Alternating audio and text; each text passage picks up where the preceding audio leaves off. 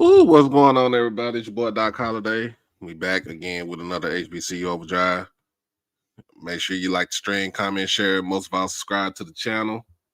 Uh, I know this is a little last minute, but the show must go on. The show must go on. But anyway, man.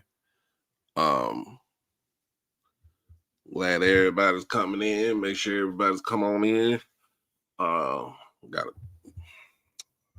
pay for this stream. But other than that, yeah. Come on in. Come on in. Come on in. Come on in. Come on in. Y'all see the little small headline. TikTok, you on the clock. Prayer view. Well, my bad, prayer view. You on the clock. But other than that, man, look, we about to get into this whole thing. Like, we ain't gonna waste no time today. Let folks file in. Let folks file in. We ain't gonna waste no time today.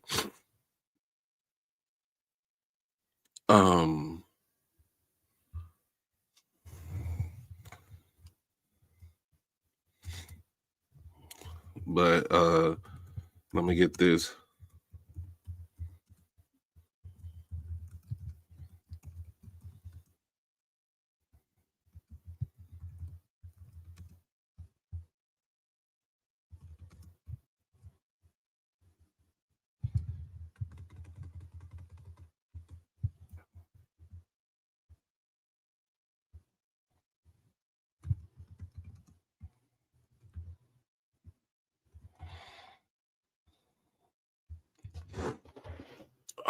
What's going on?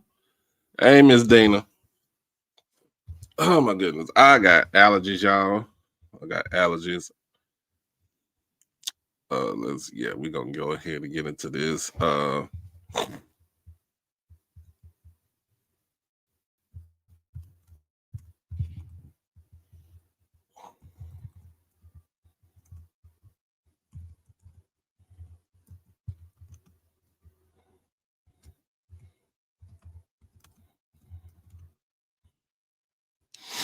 Anyway, let's get into it.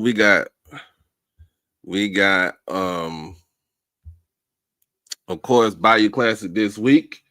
Also next week we got SWAC championship game next week. And last but not least, we still have coaches that are on the move.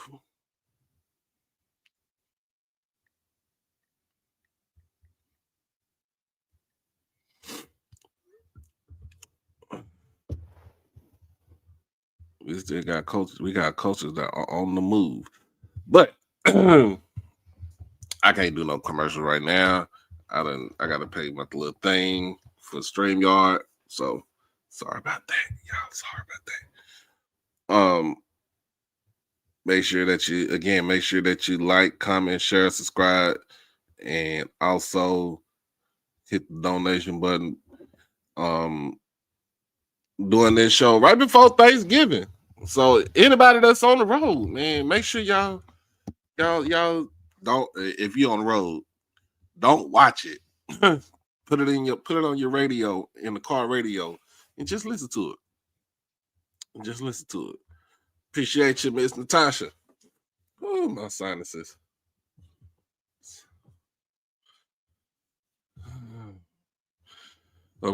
Apparently doing this because I gotta go to work tonight. And I really don't want to go to work tonight. I just want to go home. I just want to stay here and watch TV and drink my whiskey and sleep the night away. But nah, I am going to be at work because I'm about to get paid holiday pay. I'm just put it just like that.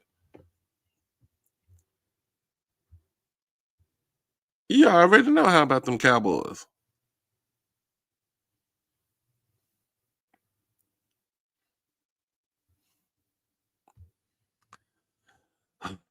All right, now don't get put out the club.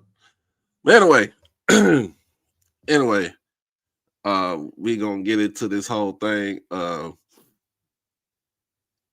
First and foremost, we got the Bayou Classic. Grambling coming in at 7-4, coming off a loss to last week to who did they lose to last week? Alcorn. Coming off a loss to Alcorn. We're taking on Southern University, who is enduring their worst season as a program in fact, in school history, if I'm not mistaken.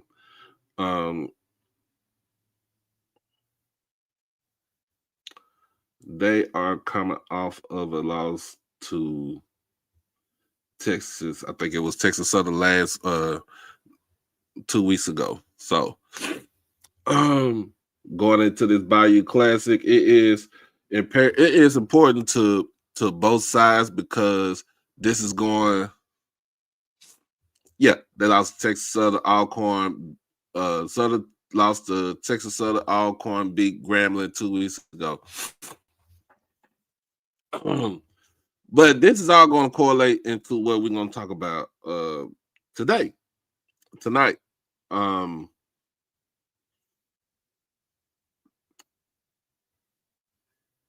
that's what I'm talking about as far as with coaches on the move. So there are a lot of, I want to say there are a lot of openings, but there are openings in HBCU football on all levels. Division 1, Division 2. We don't have a Division 3 program. NAIA. So of course the Hampton job just opened up. Trent Boykin is out as the coach of Hampton University. Also, the Bowie State job has opened. They are moving away from Kyle Jackson, so the Bowie State job is open. Also along with Winston-Salem State. Don't know. I think as far from what I heard, Damon Wilson. I think Damon Wilson is in the last. This is his last year of his contract with Morgan, and if I'm not mistaken, this is also might be the last year in contract for Larry Scott at Howard. So we don't know what's going to happen with those two programs right there in the MEAC.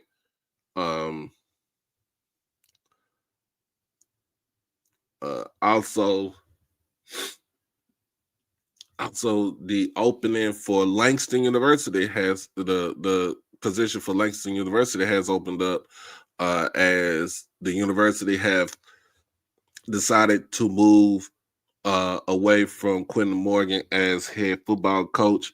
He is second all time in win percentage and wins at Langston University. I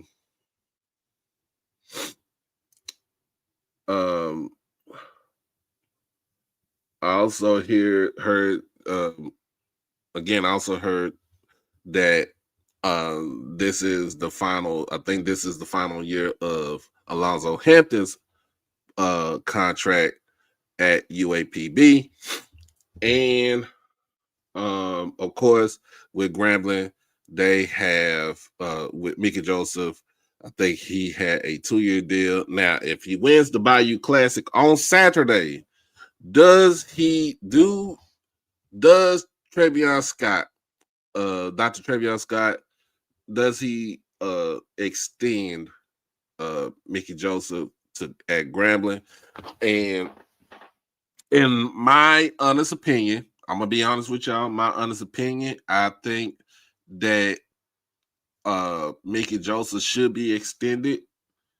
He's building something there at Grambling right now. Last season he went 3. I think he went 3-9, either 3-8, 3-9. This season right now, he's 7-4, and he's on the cusp of winning the Bayou Classic on Saturday. Now, um, now let's see. Also, oh, I forgot about Savannah State. That job is open. Now, who um do we talk about as far as going on the move? Who do we talk about that's going on the move? That should move to another school. Now, um, I said as far as if Morgan State decides to part ways with Damon Wilson, and that's a big if. I'm telling y'all, this is a big if. If Morgan State decide to part ways with Damon Wilson,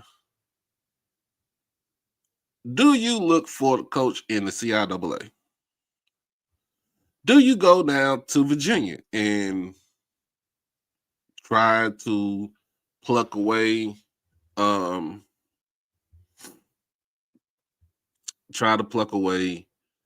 Dr. Alvin Parker from Virginia Union? Or do you head down to Charlotte, Queen City, and try to see if you can give Maurice Flowers from Johnson C. Smith a chance? Now, those are the things that you basically ask yourself.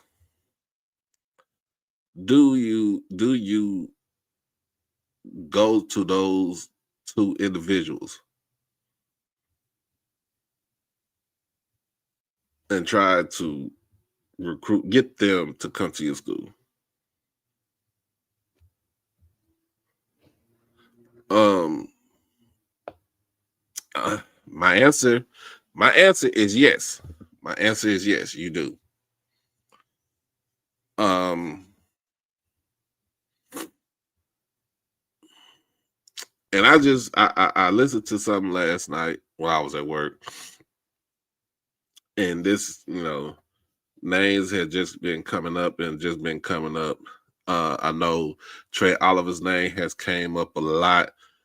I don't think he leaves Central. I don't think he leaves North Carolina Central. I think he stays put. I also think that the school will probably give him a little more in this pocket with an extension. I don't see, of course, Berry's name comes into mind. I don't see him leaving out of South Carolina State. I don't see him leaving Orangeburg. Um, Michael Vick is pretty much going to stay where he's at in Norfolk. He's at home, so he's not going anywhere. And this is his first year. I don't see Deshaun Jackson leaving out of Delaware State. Even if Cal Berkeley, his alma mater, even if Cal Berkeley calls and says, "Hey, we want you to become our head coach," I don't see him leaving there. But I do see those two jobs in the MEAC from Morgan and Howard more likely might be moving away from them.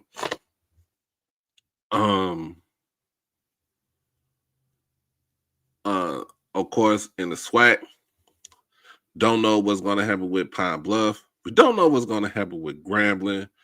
Mississippi Valley, with T-Buck, he's already there. Definitely don't know what's going to happen with FAMU. Bethune-Cookman has solidified with their coach because, of course, he pretty much had a 500 season. He won his homecoming game, and he also won the Florida Classic against FAMU. So I don't think Coach Woody is going anywhere. Also look at Alcorn. Don't know what's going to happen at Alcorn. We just saw Coach Leroy Frederick, aka Coach Fred. You know what I'm saying? Cool guy. He got let go yesterday from Alcorn. So we don't know what's going to happen as far as uh with these institutions. I'm gonna tell you like this: Alabama State, Dr. Cable, he's going to resign uh uh uh Eddie Robinson, Eddie Robinson Jr. to a contract extension because the simple fact that that man came into the game with no coaching experience whatsoever, and he in 4 years the man has won. He has been had 4 winning seasons. He has 4 winning seasons. Now, granted that he did not get to the Celebration Bowl or to the SWAC championship game. Of course, this season he was on the cusp of going to the SWAC championship game. But at the end of the day, the man still has uh, uh, a winning season in 4 winning seasons in 4 years is something that you hang your hat on. So um you don't get rid of him. Sam Shader's in his first season at Alabama A&M. You Chris Dishman. A lot of people say Chris Dishman might be looking somewhere else for Chris Dishman. I don't think he goes anywhere. I think he stays there. The school, Dr. Cavill has alluded that the school is 100% behind Coach Dishman. He might not like doing the coach's call on Monday mornings, but you see with what he got going on that he does like being at Texas Southern. He does like being in Houston. Y'all just need to show up. Of course, we know what's going on in Southern. We'll get ready to talk about that. And Prairie View is a lock. It's a lock. That pretty much is all around the SWAC. Now let's just say this. If FAMU decided to move away from James Colsey, a lot of people say, well, Quinn Graney is the next person up from Albany State. And I mean, that makes the more logical, that makes the more logical piece, but hey, it is what it is. I don't think Quinn goes anywhere. I don't think he goes. I really don't think he go anywhere. But we get ready to talk about this right now. As soon as Mr. Ford get on here. Now, this has been from sources. This has been confirmed by Mr. Kevin Batiste down in Baton Rouge that Marshall Faulk will be named the Southern football head coach on Monday. It would be after Bayou Classic. It would be after Bayou Classic. So, I'm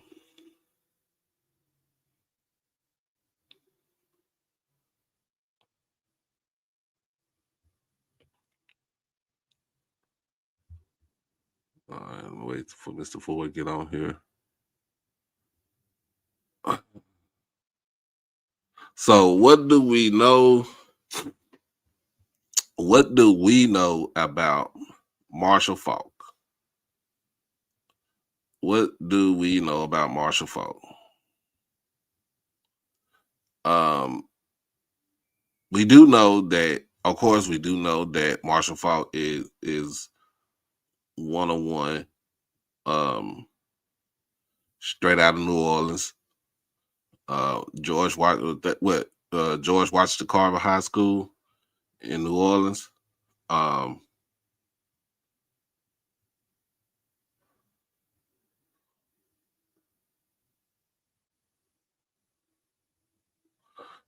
Also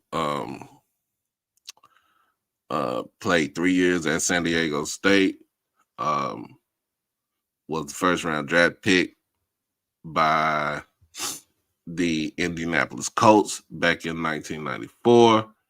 Um,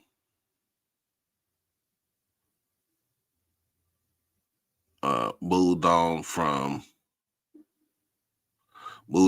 the Colts, got traded to the Rams, um, and basically formed one of the best offense, one of the best offenses in National Football League history, and the greatest show on turf. And this is when they was in St. Louis, uh, and that's when you really saw Marshall Faulk. Um,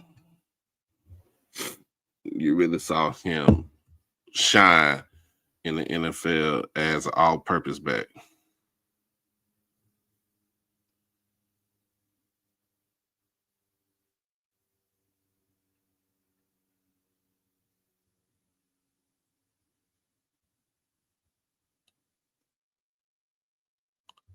Mr. Ford, you here? Let's see if I can send him.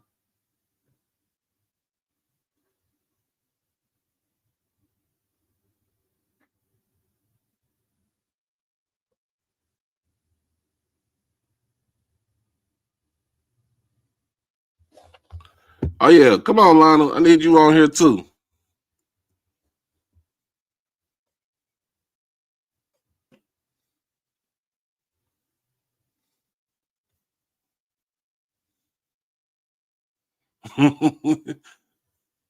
Come on, PV folks. I need y'all on here too.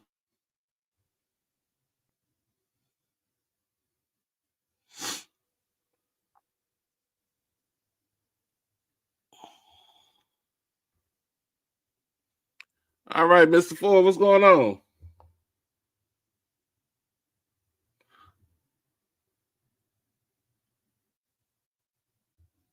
Uh-oh.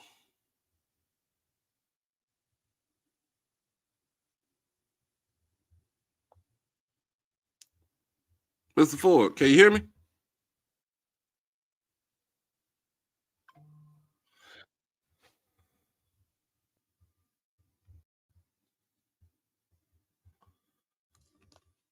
Yes, sir. What's going on, Lionel? Hey, what's good, man? All right, you got the baby with you. You trying to put her to sleep. You know it.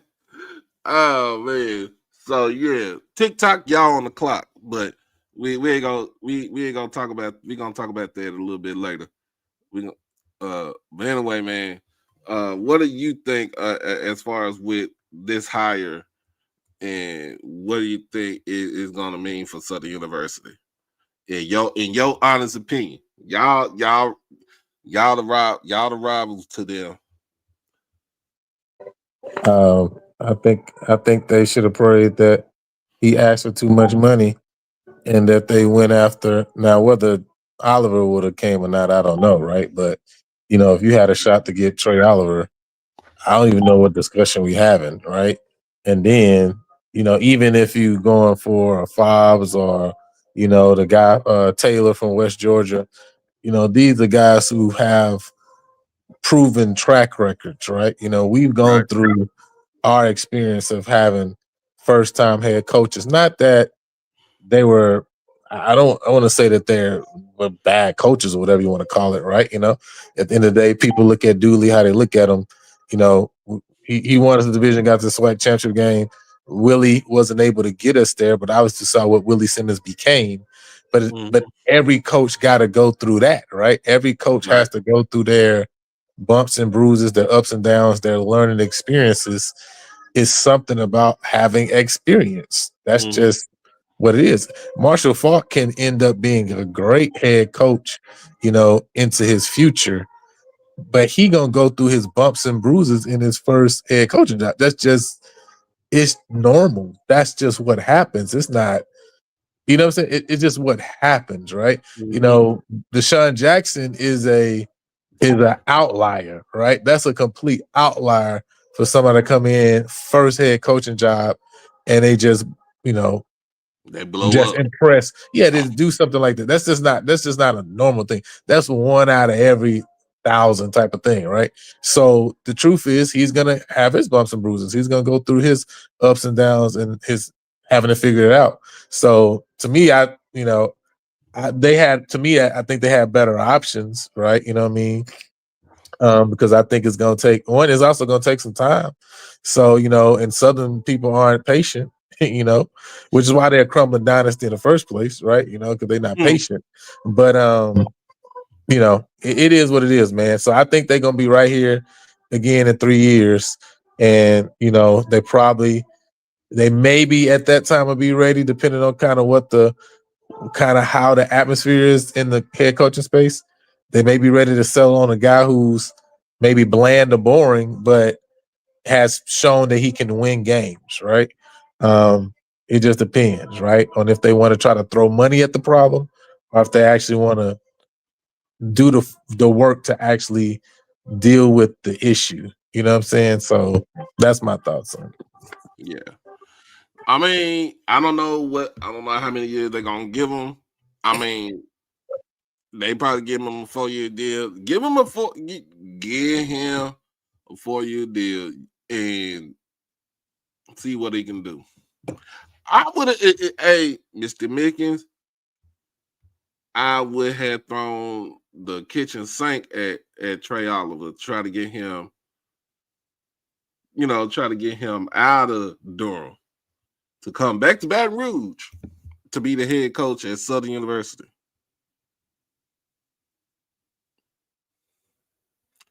If he was given 3 years,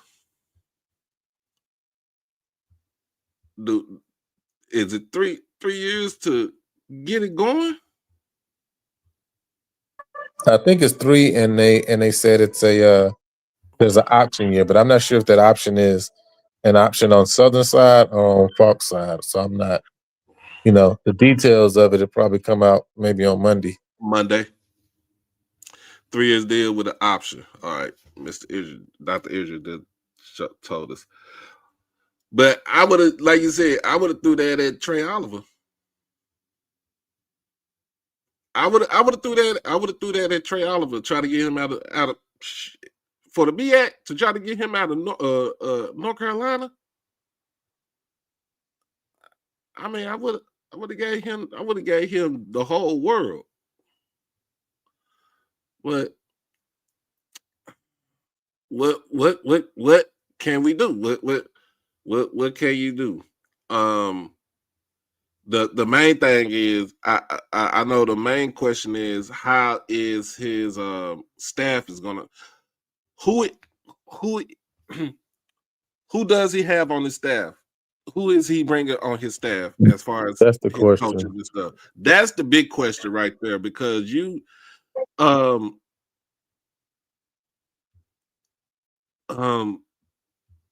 you saw with Dion, and it's really all that's what it is. It's the splash higher. You know what I'm saying? Like I said this. Do you really for Southern? Do you want to win, or do you just want to have butts in the seats? Which you don't have no issue with trying to put folks in the seats, but do you really want to win?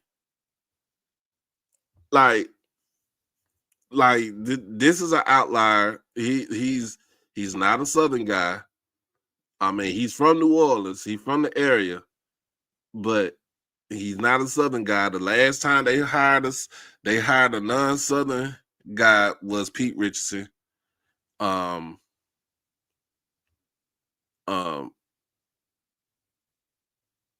take that back. It was I forgot Dawson Odoms. Dawson Odoms was the last one.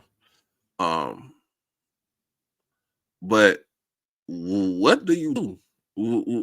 Like, who do you have as your OC? Who you gonna have as your DC? Who are you gonna have as your GM as far as when it comes to making, you know what I'm saying, making football, the roster, the football decisions? Who are you gonna have? Those three To me, those three positions are the most important.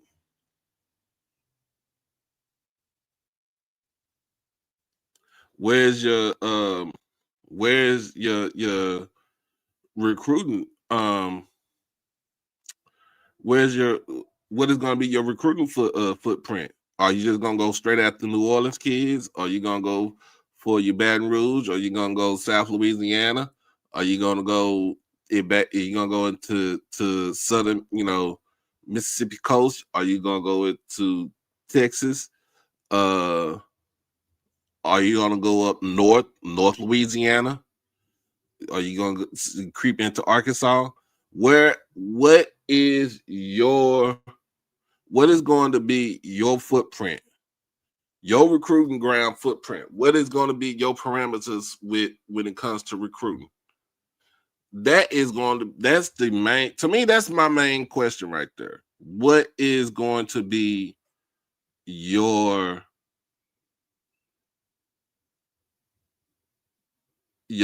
area?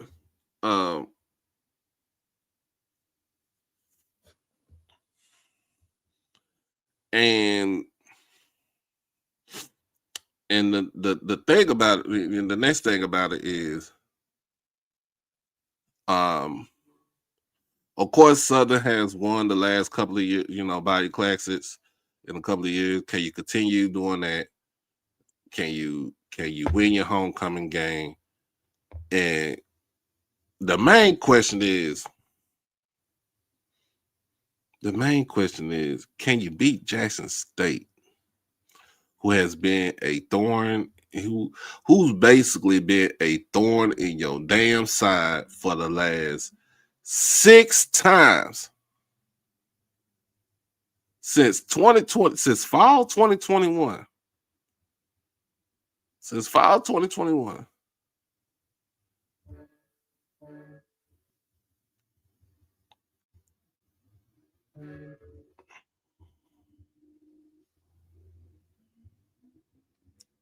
Uh-oh. There you go.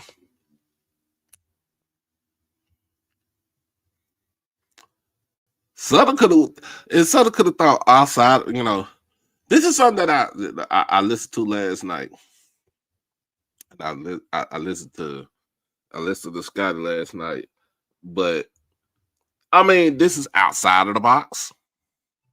But I would have did way outside of the box. Like,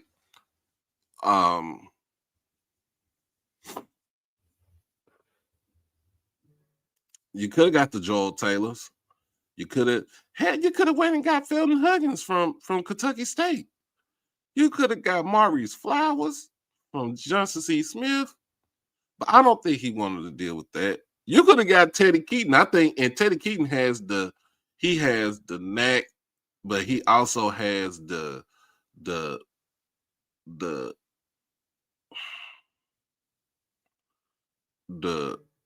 patience. All right, there you go.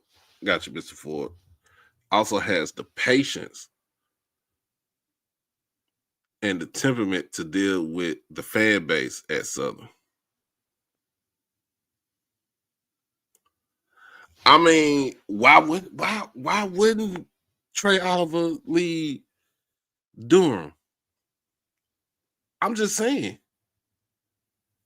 What is in Durham? What to me? What is in Durham?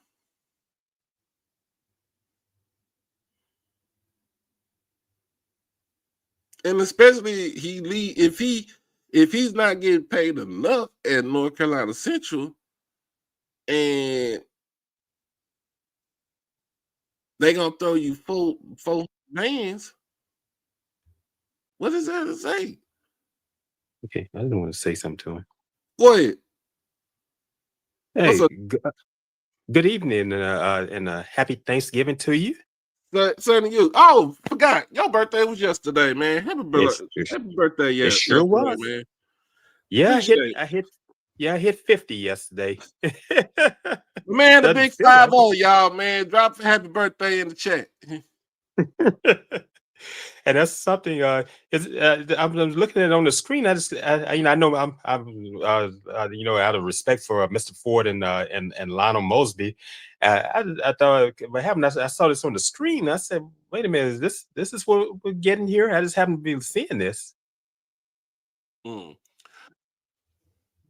right, here you go.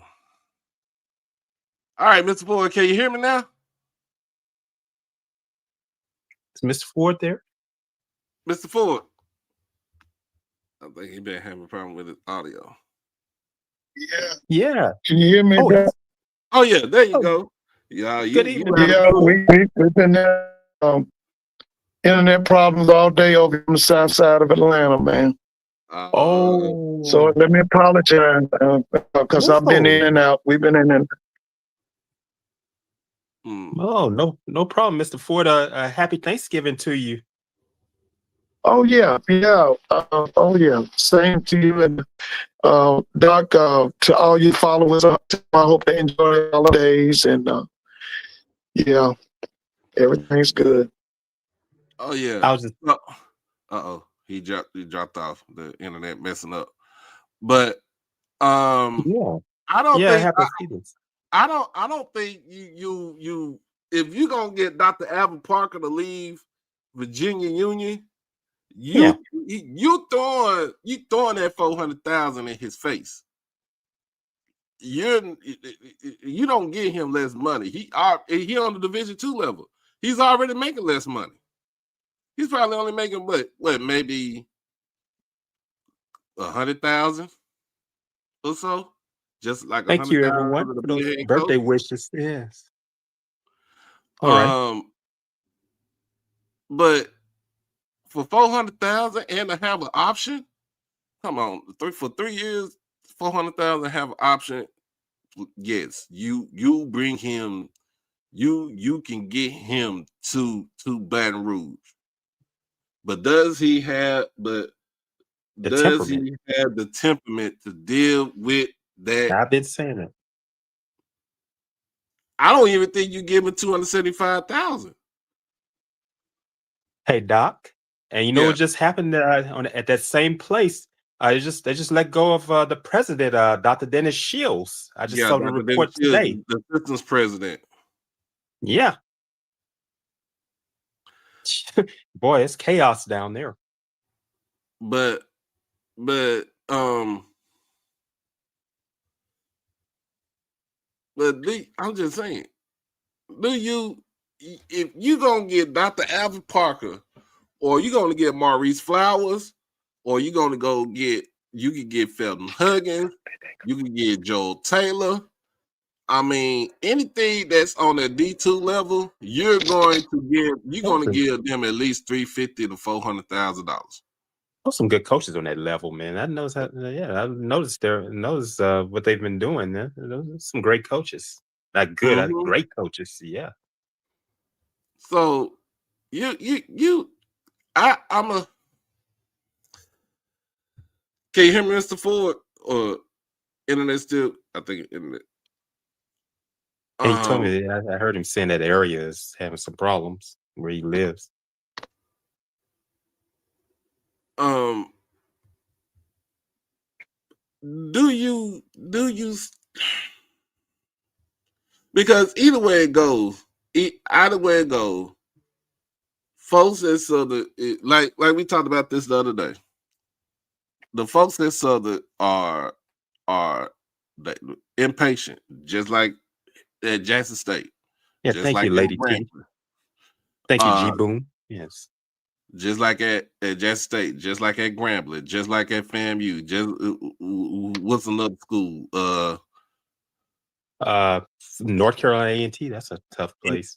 Like that's a tough place. Like Grambling's gotten like that now, man. Grambling like that, but it's gotten like that. Yeah. Did the governor approve this hire? The governor ain't got nothing to do with it. The governor don't deal with black people. He's so worried about LSU, and he's not even a graduate of LSU. He's a graduate of University of Louisiana Lafayette when it was USL, University of Southwestern Louisiana. Yeah, You're not worried about something. I know about him too well. Yeah, Landry is not worried about no No, no Southern I'm right here in the University or no I'm right here Grambling. in the state right now. I know what kind of personality he is. I remember he was state attorney general. He's terrible. That's why I said he a crackhead. Oh, he's crazy. He's from right there in St. Martin, down there in St. Martinville, Louisiana, right there in St. Martin Parish. And by the way, the guy that's the head band director at Alcoin right there in Macy's Thanksgiving Day Parade, Elvis Martin, he used to be band director there in that town at St. Martinville High School. He had a great marching band before he took the Alcoin job as assistant. Now he's head. I didn't mean to go Mm. off subject, but yeah, but that's what Jeff Landry is from, St. Martinville, Louisiana. That's in southwestern Louisiana, all in that area.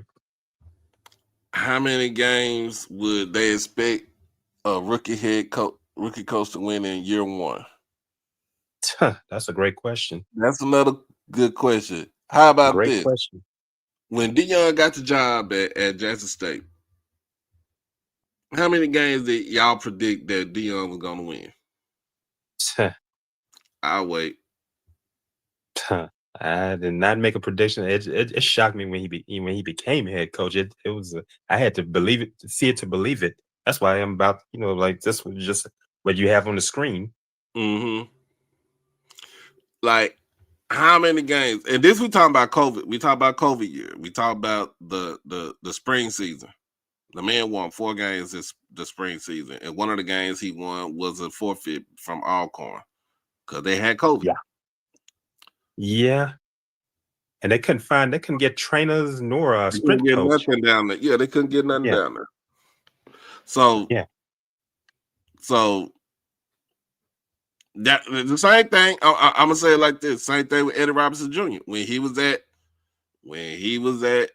got hired at Alabama State. How many games did we say that they were going to win in year one? This man was just coming out of real estate. I didn't know what he was going to do. The man won 7 games his first season. Yeah. That was 7 games. I knew it surprised a lot of people. He's winning these many games. But you know what though? It didn't surprise me because of the simple fact that he already had took over something that was already established. Yeah, because Downhill Ailey was there before him. Right. Yeah. So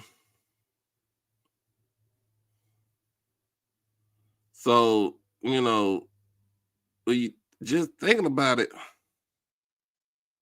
Yeah, we didn't think about that. We joked for the whole year that he was not gonna be a good head coach at Alabama State. Okay, so his first season he won 60 games. Yeah, I remember that was because he came there. That was that 2022 season. Yep. Yeah, I remember that. His second year he won 7 games. His third year he won 7 games. This season he already at 9, where he could win 10 games this season. It'd be first time in a minute that Bama State has won 10 games in a season. Been a while. Been a while. So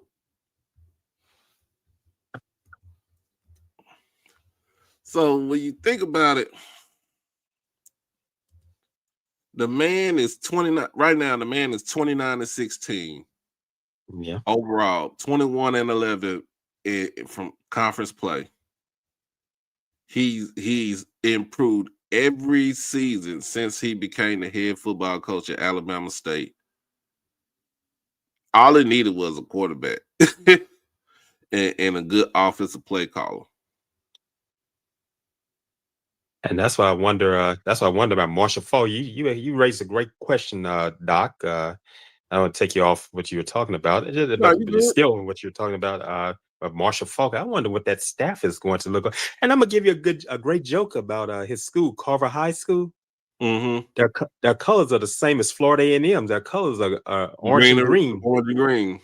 Yeah, they're the Rams. The Rams, they had a powerhouse basketball program. That's where you remember a guy played at Georgetown, Perry McDonald. The name sounds familiar. Perry McDonald, he played on John Thompson.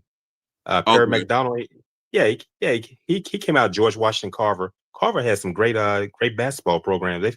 They've had some powerhouse programs. I've watched them play in person for state championships. It's the same thing with. I would say it's the same thing with TC. TC first season was in 2023. How many games folks said that he was going to win that season? With you talking about after that Dion took all those guys? Dion took the whole staff and he had to re-recruit the roster. 75% of the roster was gone. He had to re-recruit that. Yeah. The man went 7-4 this first season. Sure did. That was that 2023 season. I remember. Yeah. Second year. Boy, look what he did last year. Last season. SWAC championship. Yeah. In his second season. In the second season, SWAC East Division title, SWAC championship, Celebration Bowl championship. Yeah. That was a big. Yeah, that was it didn't take long when we do that because he had to really go in and get some guy. He was going to the JUCO, and I remember he was getting some of that from the high schools, and he may have had some out of the portal, but he was getting the JUCO. That's what that's why I remember Mississippi getting the JUCO players. This season, the man was 9-2, won the division again. He is on the verge of winning the conference again. And he's again talking about winning the national championship. So, in his third season.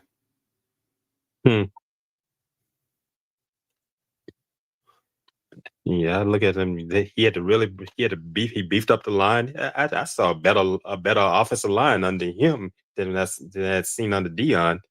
He really beefed that line up. Man, that's why I'm looking at them in these games, how aggressive they are. That's what shocked me. That's what shocked me when Grambling beat them, because I know I told my parents, I said I've been watching Jackson State, and I said they're loaded. Then he had to go, and then he had to hire his own staff. And just think about this. He hires his own staff. He did a major overhaul on his staff the first season. After his first season. Jonathan Bradley goes. He's gone to another school. Coach J.O., offensive line coach, he's gone. Maurice Harris, he leaves to go to Auburn with Hugh Freeze. Auburn. Sure did. Because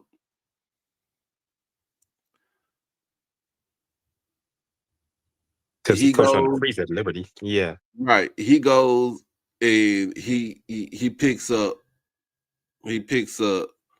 obviously the best offensive line coach in all of HBCU football, in Manny Ramirez. Yeah. He turns around, he names for a defensive coordinator, he names the DB coach, Terenzo Quinn, the defensive coordinator. Oh man, that brother is tough. He's a great DC. He goes, he went out and got one of the Orr brothers. He got Chris Orr as had him as linebacker coach.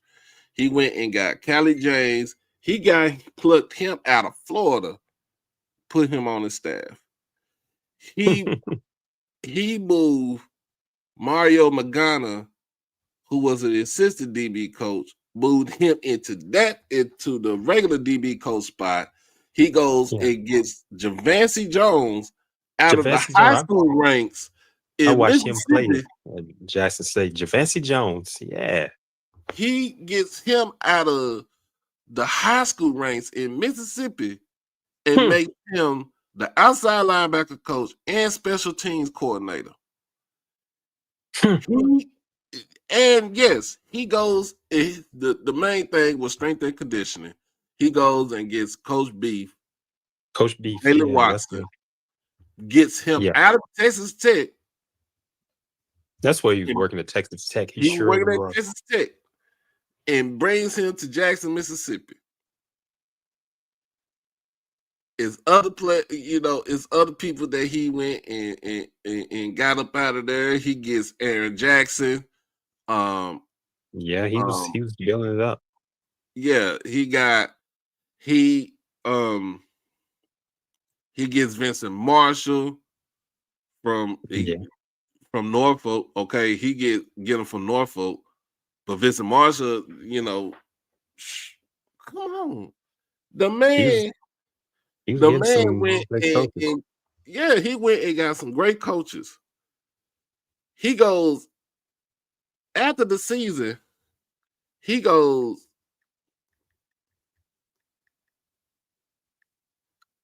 Callie James goes to Western Kentucky. Chris Orr goes to what? He goes to Baylor. Yeah. Was it Baylor or was it NFL? I think it was NFL. No. Was it Baylor, NFL, or Wisconsin? He went back. He went somewhere.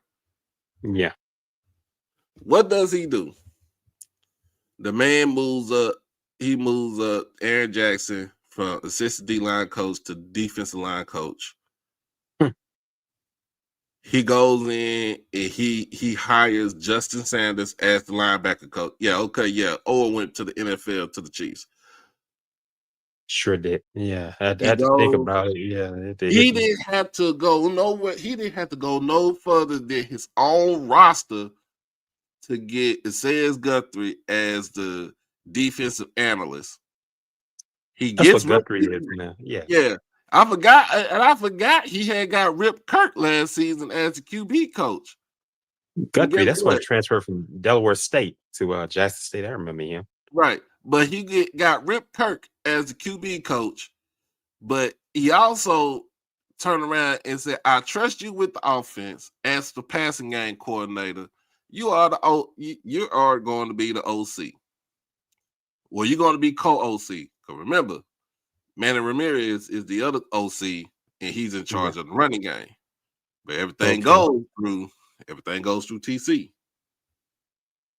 Yeah, being an offensive person automatically. Coach O is the tight ends coach, but the best thing about him was name him the GM. That's what I noticed that I see him named GM. I knows that Grambling, Reggie Nelson, who I knew him from. I remember him from McNeese. He was offensive lineman at McNeese. He was offensive line coach there under Broderick Fobbs, and he was let go, and have Mickey Joseph brought him back. See him; they all worked together under Fobbs. And I was looking on their website. I see he's now a general manager. I know I've been seeing general manager with these programs. Yeah. I just put it just like that. The man went and found his own staff. Who does Marshall Falk bring in as his staff? It is who does he bring in as his offensive coordinator? Who does he get as his defensive coordinator? And who does he get as a GM? That's why they have GM. That's why you see it at these schools now. That's why you see Andrew Luck at Stanford and many others that we think about. Yeah. And the thing about it is, people are gonna line up and they're gonna want to be under Marshall Falk. But guess what? Yeah. Marshall Falk is going to be a novice in this game. Yeah, as one, does he have the personality to, does he have the personality to be a head coach? Yeah. People said the same thing about Deshaun Jackson. A lot of people kind of remember and Michael Vick. Remember, a lot of people laughed. Quiet. Yeah, they laughed about Deshaun Jackson because they look when we laugh because we looked at the antics of Deshaun when he was a player in the NFL. Yeah. I watched him at Cal Berkeley. I mean, he was at Cal Yeah. Berkeley. He's in Northern California. He's Yeah. in the Bay. He's from SoCal. He's a Yeah. LA kid, and he Yeah. goes to the Bay, and he pretty much lines up with Marshawn Lynch, who is the Bay. Yeah, Lynch. Yeah. Beast Mode was there. Yeah. Who is the Bay? Like Yeah. that team. I remember that team. You really could do too much because you think about it. Remember, Cal Berkeley is all progressive. Is really progressive. Oh yeah, progressive. Think about the 60s. Think about the Vietnam protests and all those things that took place. Yeah. So when you think about it, people laughed at the antics. Him dropping the ball before he entered the end zone. The place that produced Chuck Muncie. Chuck Muncie, he was in the 70s. Yeah. You think about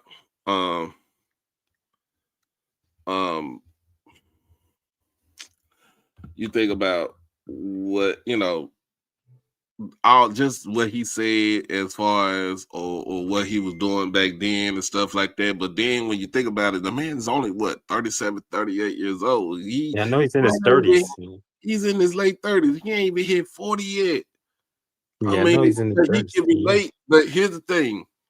Here's another thing. Here's the big thing.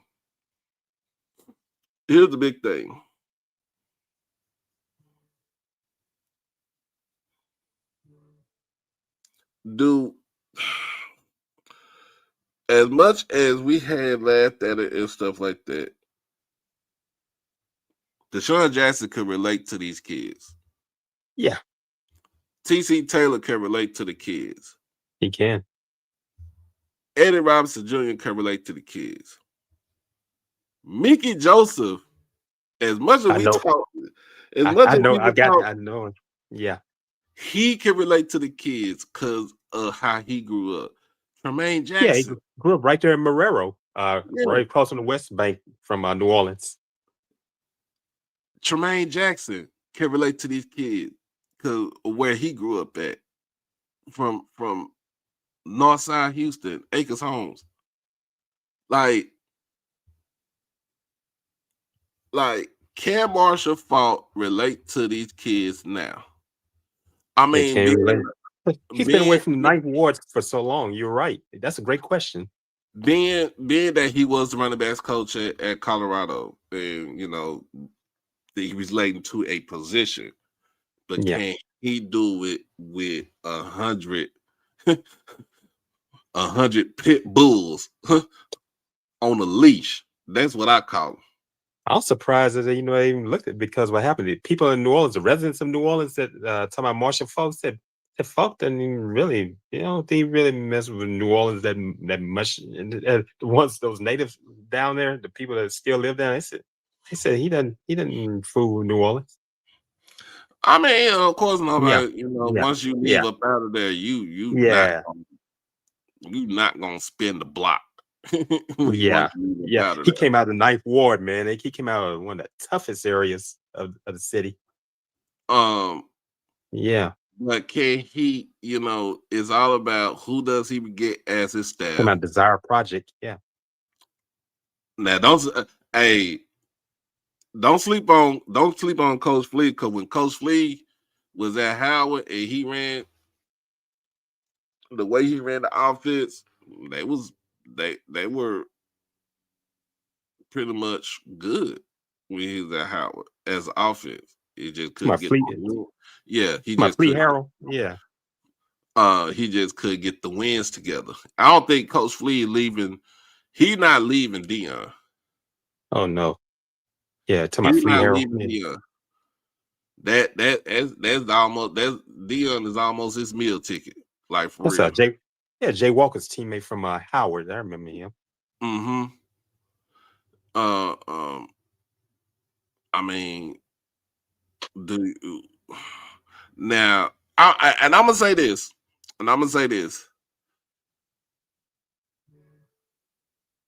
Marshall Falk coming in, you don't keep nobody on that staff right now for Southern. You don't. Wipe the whole slate clean. Wipe it clean. Wipe it clean. You don't keep nobody on that staff. On that current staff right now, you don't keep nobody there.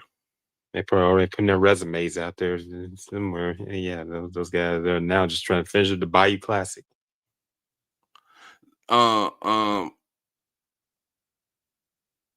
Dooley ain't coming back to. He not coming back to Southern. No, He not coming back to Southern. That's over with.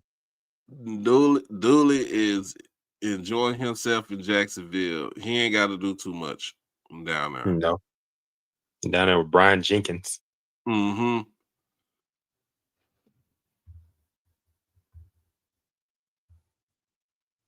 All right. Mr. Ford back. Can we hear you, Mr. Ford? Uh-oh. Can we hear you? Yeah, can you hear me? Yeah. Oh, I hear you, Mr. Ford. Yeah, I got all kind of problems tonight, man. It said he will bring Marshall Falk would bring somebody from Colorado. I don't think he would.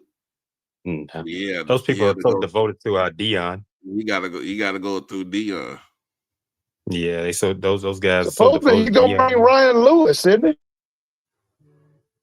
Oh, you talking about the one who used to be at Alabama State that ended up going to University of Alabama, Birmingham?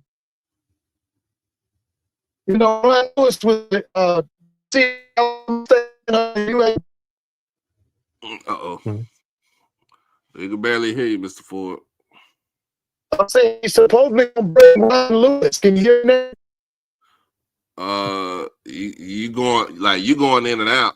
But Ryan Lewis as a defensive coordinator, yes, Ryan Lewis. That's good. Yeah, because Trent Difford got terminated. Who do you bring in as an offensive coordinator? Okay.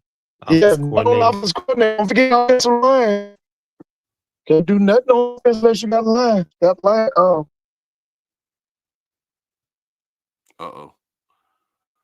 Who do you bring it?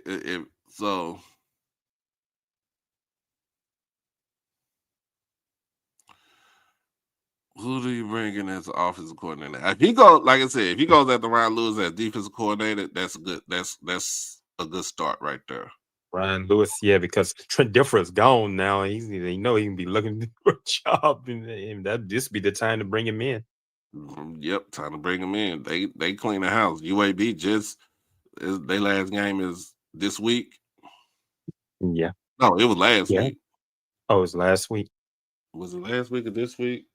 Yeah, it has to be around these weeks because it's winding down. Yeah, all these rivals and all playing, and at the end of the season.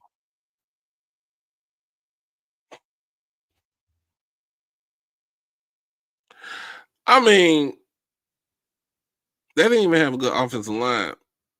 I mean, and he brought in, I think, who he bring as O-line coach? Dion brought an O-line coach. It was Phil Loholt. Now he go and they had brought in Andre Gerard. It's funny thing about that. I went to school with his sister.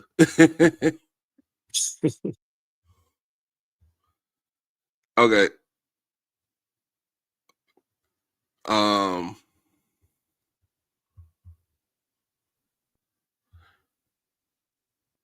They said Coach Flea is at Wyoming. Oh, he's going to Wyoming. Oh, okay. He's in Laramie. Laramie, yeah. There's a guy I knew. There's a guy I knew from right there in Jackson. Came out of Jim Hill High School. He and I went to Hines Community College. When I was at Hines Community College, he after he played at Hines, he ended up playing at University of Wyoming. By the way, he still lives in the area. He's in Denver, Colorado. After he graduated from Wyoming. I had 3 of my classmates. They all They was all three star linebackers. Weak side, middle, and strong side. They all went to Wyoming. Oh yeah, the Cowboys. Yeah. They all Oh when we graduated high school, they all went to Wyoming. That was crazy. yeah. But That's what happened. I'm just- Yeah. but that's the thing. So if you got a defensive coordinator, you bring if you're gonna bring in Ryan Lewis, who you bring in as an offensive coordinator. Now, I would say this: do you go after Tony Hull? I thought about Tony Hull. That's just my. I thought about him, but does Falk know who Tony Hull is? I know Hull is from New. They might know each other. He got to figure something out Yeah, because that's what I'm saying. Yeah, somebody who I knows that. mean, do you go? Yeah, do you go That after Matt culture, Leone yeah. from Central? But I think Matt Leone is looking to be an actual head coach. Yeah, Matt Leone is there, and I don't think Matt Leone want to go back to Southern. I mean, do you? I mean, here's another thing. Do you? And I look at when Delaware. I look at how when Delaware State hired Deshaun Jackson, and we was like, okay, who do he have on his staff? And the first thing was Nemo Washington. the first person he got was Nemo Washington. That brother can. That brother. Really the first person he had was his mentor. Travis Clark. Trevor Clark. Yeah. Yeah. His mentor. Then he went and got Nemo Washington. Then he turned around and got Clinton Portis, and he filled out Portis. Yeah, brought him in. He filled Eugene out Chung. Yeah, Eugene Chung. I remember he got drafted. I remember he got drafted out of Virginia Tech. Played with the Patriots. Yeah, I thought so. I know. Yeah, he got drafted in '92. I remember I was in high school when Sean got drafted out of Virginia Tech. Yeah, by the Patriots. But you know, he put that staff together, and he knew like he just had, you know, like I said, he had this belief. Same thing with Michael Vick when he was at, you know, he got the Norfolk. He got the first person he got was who? His cousin. I think it was cousin. Oh, okay. One of his cousins. Yeah. Okay, I didn't know he had a family member on that team. Only cousin I knew about was he's playing in NFL. Aaron Brooks. I know. Well, not Aaron, but okay. Dwight Vick. Oh, okay. Yeah. It was helping him get his staff together. Oh, okay. The doggone Tony Clayton. Tony Clayton can make you feel good, or you want to slap shit out of him. Oh boy. But Mr. Clayton needs to sit his ass down somewhere and let the coach do the coaching. And let AD do his damn job. That's the reason why I was like, do you want to win or do you want to put butts in the seat? And you know, he has a plaza right there by the stadium named Tony after. Clayton? Yeah, Tony Clayton Plaza. Oh, he needs to sit his ass down somewhere. Yeah, that plaza right there by the stadium, and yeah, it's a nice structure they have right there at by the stadium down there in Baton Rouge. He needs to sit his ass down somewhere. Sit down somewhere. Yeah, I remember him when he was. I remember he was district judge, and you know, recently, you know, he was DA of Baton Rouge, and he's been in the law profession for a year. I've been hearing his name a long time. By the way, my cousins are his frat brothers in Omega Psi Phi. Sit down somewhere. Sit down somewhere, bro. Sit down somewhere. Let them do their job. My cousins, you just donate money. Let them do their job. You just donate money. I want to see what the I want to see what that I want to see the board of supervisors meeting Southern. You can watch it on YouTube. I want to see how it's going to look, man. I'm curious. Yeah. Yeah. So, of course, like I said, this has been confirmed by Kevin Batiste. Kevin Batiste confirmed it that Marshall Falk will be named the new head football coach at Southern University. Kevin Batiste from WFB. Mm-hmm. Yeah, I remember him. Yeah, I know about Kevin Batiste. Yeah. And of course, we talked about, you just said this, Southern University systems president steps down. From what I heard, was it Dennis Shields? Dennis Shields. His contract is up in next month. That's the reason why he stepped down. So I just saw him in the press conference Monday, the Bayou Classic press conference. Everybody was there, not knowing it'd be his last one as president. Mm-hmm.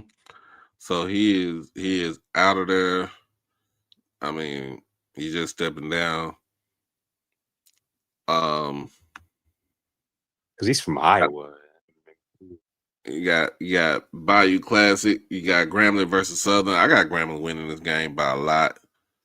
Yeah, if they really step up, they had those guys back. After the suspensions, and they don't have business losing that game.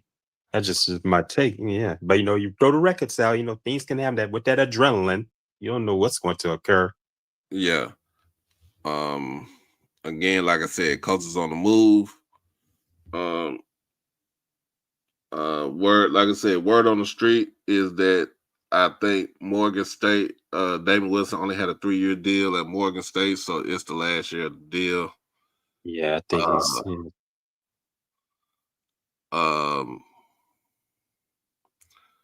Also, word on the street, I think it was the last year of the deal for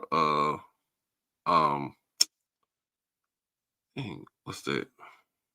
Oh, Alonzo Hampton at Pine Bluff. Alonzo Hampton. Oh, okay. Yeah, I remember Hampton when he was at out at what's now University of Louisiana Monroe, when it was Northeast Louisiana University. I remember I used to see him on campus. We all came around that same time. Yeah. They only signed they only signed James Colzer to a 3-year deal, but after 2 years right now, I think a lot of people are saying I think they're gonna move on from, even if the new AD is a Florida State graduate, it doesn't matter to me.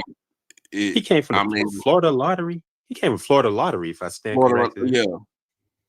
Yeah, they've been talking about him. I know he played at Florida State. I mean, at the end of the day, it's still business is still business. Yeah. Rather it be, y'all cool and everything and friends. Business is still business. If you ain't winning out there, bro, you got to go. Yeah. And if he don't win at Valley on Saturday, it's gonna be boy. I thought about 220 quarterback club. Those people, oh gosh. Ooh-wee. Did they even? No, they ain't had no meeting today, did they? No, they don't have a meeting. I have after the Florida Classic. They were going to. They didn't do. I think after Thanksgiving they'll be back. Yeah, there's holiday season. They had the Florida Classic and going to the holiday season. I think they're taking time off. They'll be back after Thanksgiving on Wednesdays. I'm gonna tell you just like this. Everybody said that they get rid of Cozy. He's the next. Quinn Gray is the next person to come up to FAMU. I'm put it just like this. I think Quinn Gray. I think Quinn Gray gonna stay at Albany State.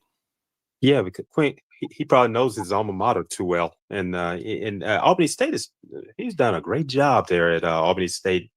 And I'm looking at that program. I look at what they've done, and looking at what Benedict has done, and Albany State is quite competitive. Look, they gave FAMU a tough time this season. Mm-hmm. So Even though they lost the game. Yeah. I don't think Quinn Gray goes nowhere. I think he stays at Albany.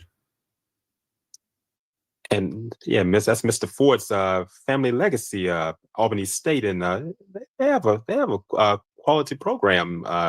They're in Albany, Georgia. Ashley Romeo, I'm gonna tell you like this. Terrell Buckley, I don't consider him as a celebrity coach.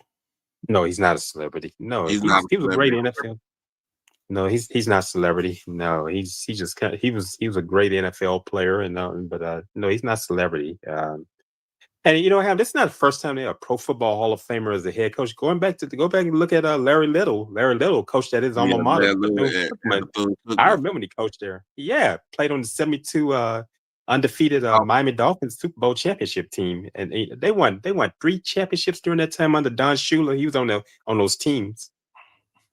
I don't consider. I mean, people consider Michael Vick not a celebrity. I don't. To me, this is just my opinion. No, he's not a celebrity. No. Michael Vick. None of those coaches for these schools, none of these coaches are celebrity coaches. No. Because the only reason why you'll say Michael Vick is because his status was in question when he went. Oh yeah. I mean, no, he wasn't a celebrity. We seen him play on TV, but and everything. I watched him back at Virginia Tech. And if you really think about it, every head football coach, most of them played some sort of game on when they were in a collegiate level and in the NFL on a professional level. We seen them on TV and stuff like that, but at the end of the day, I don't consider them no celebrity coach. I don't consider celebrity. I don't consider Deshaun Jackson a celebrity coach. No, he was just in the news a lot for some of the wrong reasons, but I still don't consider him as a celebrity coach. Michael Vick was just another thing. Was on is another issue because. Yeah, his name was real big, and he was the first round draft pick. Yeah, he was the top. He was the number. No, he was the second. Because he played on 2 seasons at Virginia Tech, if I stand corrected. Yep. Yeah, I remember that. He was quite athletic. I still don't consider him a celebrity coach. No. A celebrity. And that's why Deshaun Jackson, he need to kind of cool it. He had Cam Newton made a remark about the Graham Bethune-Cookman fight. I'm like, hey, Deshaun, think about where you were. Where we were just talking about you had in some trouble there, brother. And when I say it like that, you better be talking about ghetto. Look how people look at you. But I'm gonna be honest with you. Yeah, I'm gonna be honest with you. I understood where Deshaun Jackson was coming from with the statement. Yeah. Now, but look at where he came from. Look at how people view him. But that's what I'm saying. I understood where he came from, what he was saying with that statement. And he put himself where he came from. He used himself as an example where he came from. And he's like, yeah, I grew up in a gang-infested environment. He sure did. Yeah. So and that's what he was saying. That's how he kind of put himself in there. Yeah. Was the timing bad? Yes, it was. It was very bad. It was bad. And he went to Cal. Hey, Cal and Stanford. Cal and Stanford. Yeah, they're strong academic schools, but that rivalry is strong out there. Yeah, even with the hippies culture. Yeah, a lot of kids from where we from the hood and stuff, they go to schools like that. Richard Sherman he's from South Central, and he went to Stanford. And went to Stanford. Hey, Yeah, Think about Chuck Muncie. When he coming from he was from New Jersey, going to Cal Berkeley, and I don't think Muncie was not that he wasn't no scholar. This is what they talk about. He really wasn't a scholar. He came in. He was a great football player, man, a power back. He played with the Saints and the Chargers. May he rest in peace. look at Beast Mode. Beast Mode from East Oakland. Yeah, from East Oakland, That's man, Beast Mode. Yeah, that's the hood. that's the I hood know where he that. came from. Yeah, he said He you used to came from live the out there. yeah, he used to Yeah, live out there. He from the projects. yeah. Damon Lillard is from the projects in East East Oakland. Oakland. That's where MC Hammer and Too Short grew up in that area. Yeah, Yeah, yeah. I know about. I used to. yeah. You lived out there. I lived out there. I used to ride out there. Yeah, Yeah. I stayed on the west side, and that's closer towards the bay. But I stayed on the west side, and that was hood too. But yeah, I mean, look at what Damon Lillard is from Brookfield yeah, Village, yeah. No, and Lillard's from out there. Where's Gary yeah, Payton from out there? Gary Payton is from Gary Payton is from East Oakland. Uh, uh, Okay. uh, Jason uh Kidd is from what part? Jason Kidd from Alameda. Oh, okay. Um, but yeah, like man, it's rough out there. But they went to these Oh yeah. schools. They went to They the went to camp. They went to they went school because to Damon Lillard went to Weber State. Weber State in Ogden, Utah. Yeah, that was a big difference in worlds. That's why I said. That's why I'm like, when you get yourself out of the environment, Yeah, and wherever you go, you either gonna adapt or you gonna perish. That's yeah, why I'm like, with me, I put myself as an example. With me, coming from Oak Cliff, which is the yeah. hood, Oh, I and know about South Oak Cliff. well, I'm not from South Oak Cliff. I'm from East Side. I'm from East Oak Oh, Cliff. East Oak Cliff. Okay. Mhm. Yeah. I'm from East Oak Cliff, Cedar Crest. I'm from where Kenyon Martin is from. Okay, yeah, Kenny from Cincinnati, University of Cincinnati. And by the way, guy Mhm. from here, he's passed on. He and my dad used to play music together. My father played in the band with his brother. They were both band directors. By the way, he was band director at South Oak Cliff after being band Mm, director here at Richwood High School, the school that Sammy White went to. And he was band director out at South Oak Cliff. A guy named Richard Zimmery Johnson. He's passed on. mm. He was band director at South Oak Cliff. I know a lot of people out there knew him from of a certain age. Yeah, the old, yeah, and that's our age right there. Yeah, for us, yeah. But when I got to school, I knew how to adapt. And you adapt to you adapt to a certain situation. You adapt to your Yeah. environment. Yeah. Even me moving here to Irving. I I've say been to Irving. Urban. I say Irving ain't no different than being in Dallas, but I had Uh, to. Urban, I that's the had. Cowboys' old stomping ground. Yeah. Mhm. I had to learn how to adapt because it's different being out here. It is. It just is. It's different being out here. But at the same time, things like that. What he said, I Yeah. understood what he said. I'm Yeah. just Yeah. one of I'm just one of those people where I really don't get bent out of shape when somebody says something until you Yeah. actually listen and get the Yeah. full gist of it. But like I said, what he said, it was. Yeah. I Yeah. mean, Be careful. what he said, he knew what he said. Was it bad timing? It was bad timing. I think it And was just the timing of it. yeah, you got to be careful because he's coaching at an HBC. He felt he just pointing out HBCUs. And like I said, where he I came mean, from, Cal and Stanford, that's a man. That's that rivalry out there. That they might be scholars and all, but you said right. how But that I think the rivalry reason is. why Yeah, he said it, and I think the reason why they said it was because they're you going have to to put watch that. that. Yeah.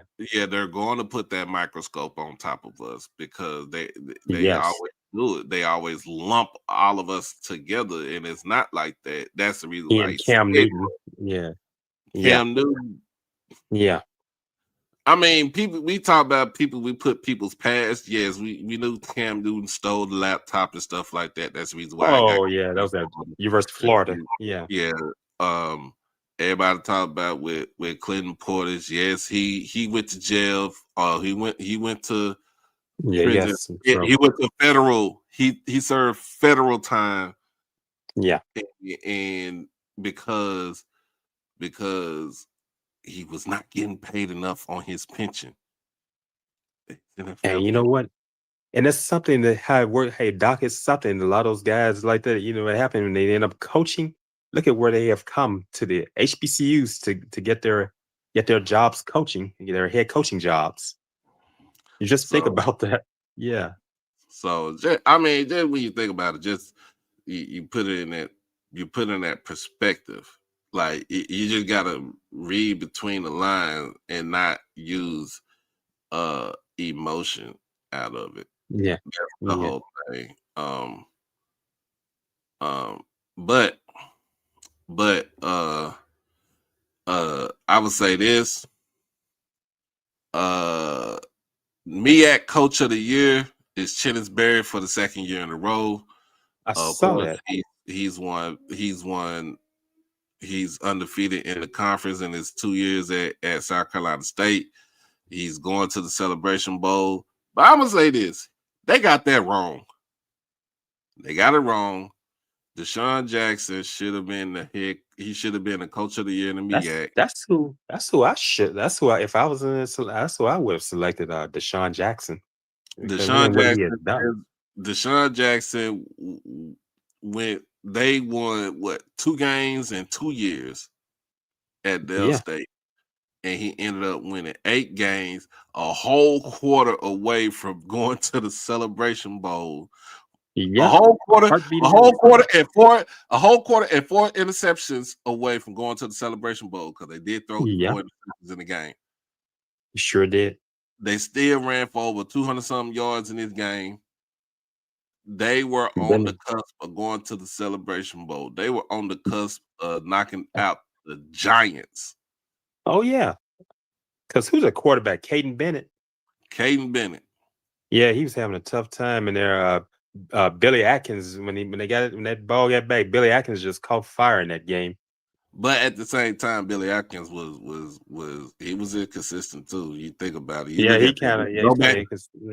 You go back and look at the game, and he was not the best of it because I think he wasn't the best. Like I said, Dell State's defense has, soon as conference play turned over, their defense had basically ratchet down. Like they, they were holding folks to, especially the run defense. The run defense they were holding folks on run defense. They held Chris Mosley, who's by far one of the best running backs in the MEAC, held him. Yeah, I watched that game, that homecoming game of HBCU. Below his average. Held him below his average. That one surprised me, man. You had Marquise Gillis and James Jones go for damn near. Well, I know which one. Gillis ran wild in that game, man. Yeah, Gillis. I think James Jones got 1,000. Gillis had. Or was it Gillis had 1,000? Somebody had 1,000 yards for Delaware State, and somebody was on the verge of getting 1,000 yards at Dell State. And then you add in Caden Bennett, he had over 500 yards rushing. Who do you have? Of offense. Who do you have as Coach of the Year in the SWAC?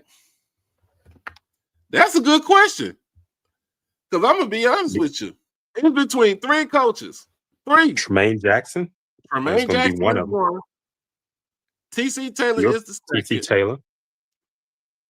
Eddie Robinson Jr. is the third. E-Rob. Yeah, I see them putting E-Rob. I knew Maggie would put E-Rob in the mix. People, here's the thing. I think they're gonna say it's gonna go. I'm gonna be honest with you. It's gonna go Tremaine Jackson. I'm looking. I think there's. They kind of looking at Tremaine Jackson doing that in his first season. In his first season, it's gonna go Tremaine Jackson, but you can't take away from what TC has done in his third season as head coach. He was head coach of the year. He was coach of the year last season in the SWAC. You can't take nothing away from him what he's done this season. But here's the thing: you also can't take away what Eddie Robinson Jr. has done at Alabama State this season either. The man is rolling. They only lost one game. They had more offense than I've seen, and they had better offense.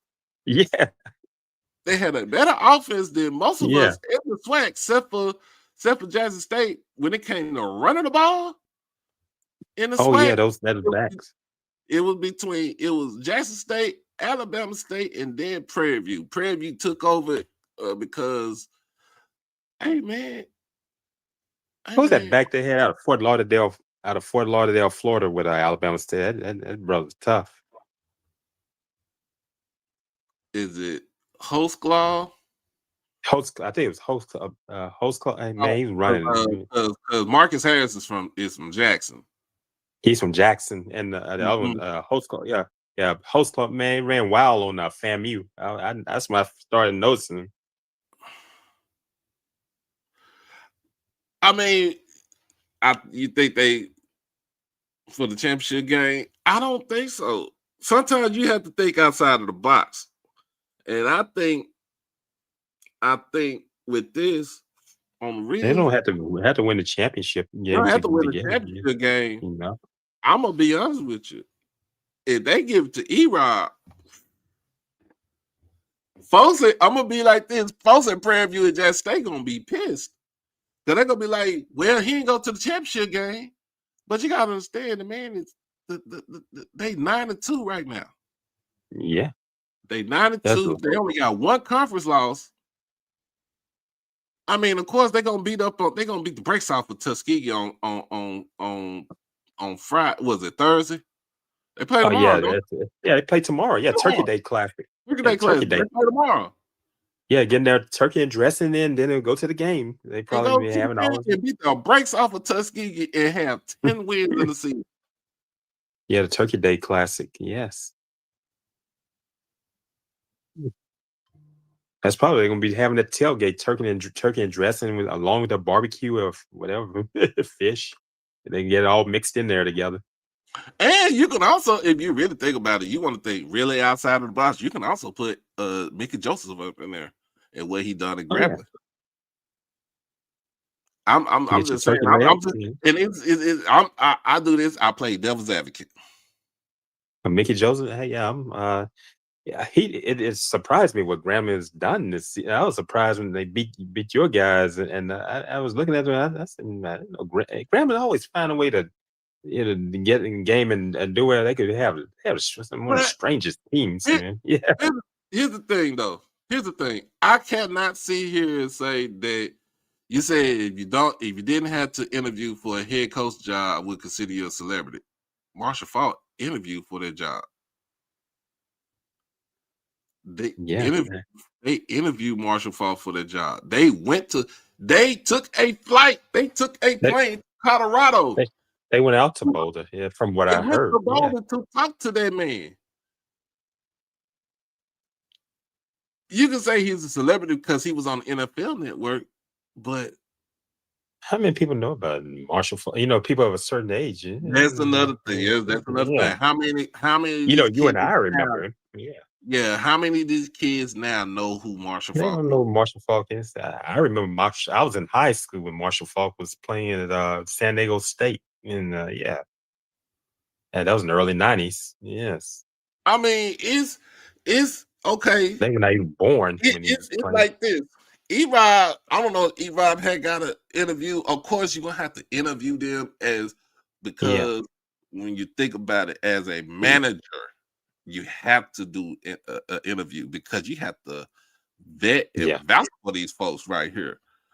I mean, that's what I did when I was a manager. I mean, I'm manager now, but when I was a store manager, I did interviews so I can, first of all, I could weed out the folks that was on that bull. I can vouch, I can vet for this person right here, see how this person was going to be working with me, and then I can actually vouch for this person.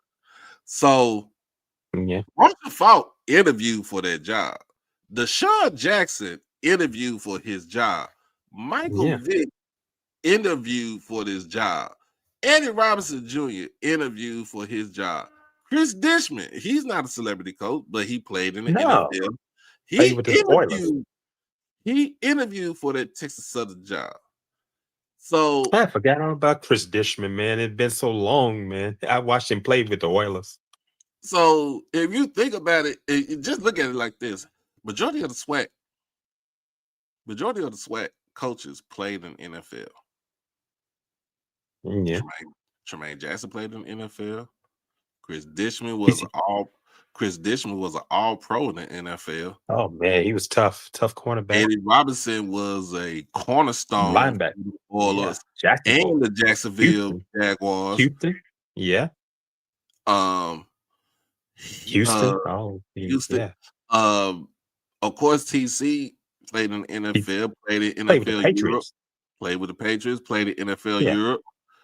Yeah. You think about Terrell Buckley got a Super Bowl. Yeah. Green Bay Packers. With the Packers. No, yeah, the Packers and the Patriots. The Patriots. He played with the Patriots as well. Yeah. He played on Bill Belichick. And he and Tom Brady were teammate. I don't know about Mickey Joseph, but Mickey Joseph was a great college player at Nebraska. I watched him play. He was an option quarterback at Nebraska. And his brother Vance is defense coordinator of the Denver Broncos. Vance quarterbacked the 1987 state championship team at Archbishop Shaw High School in Marrero, and this is the same high school that Ryan Clark went to.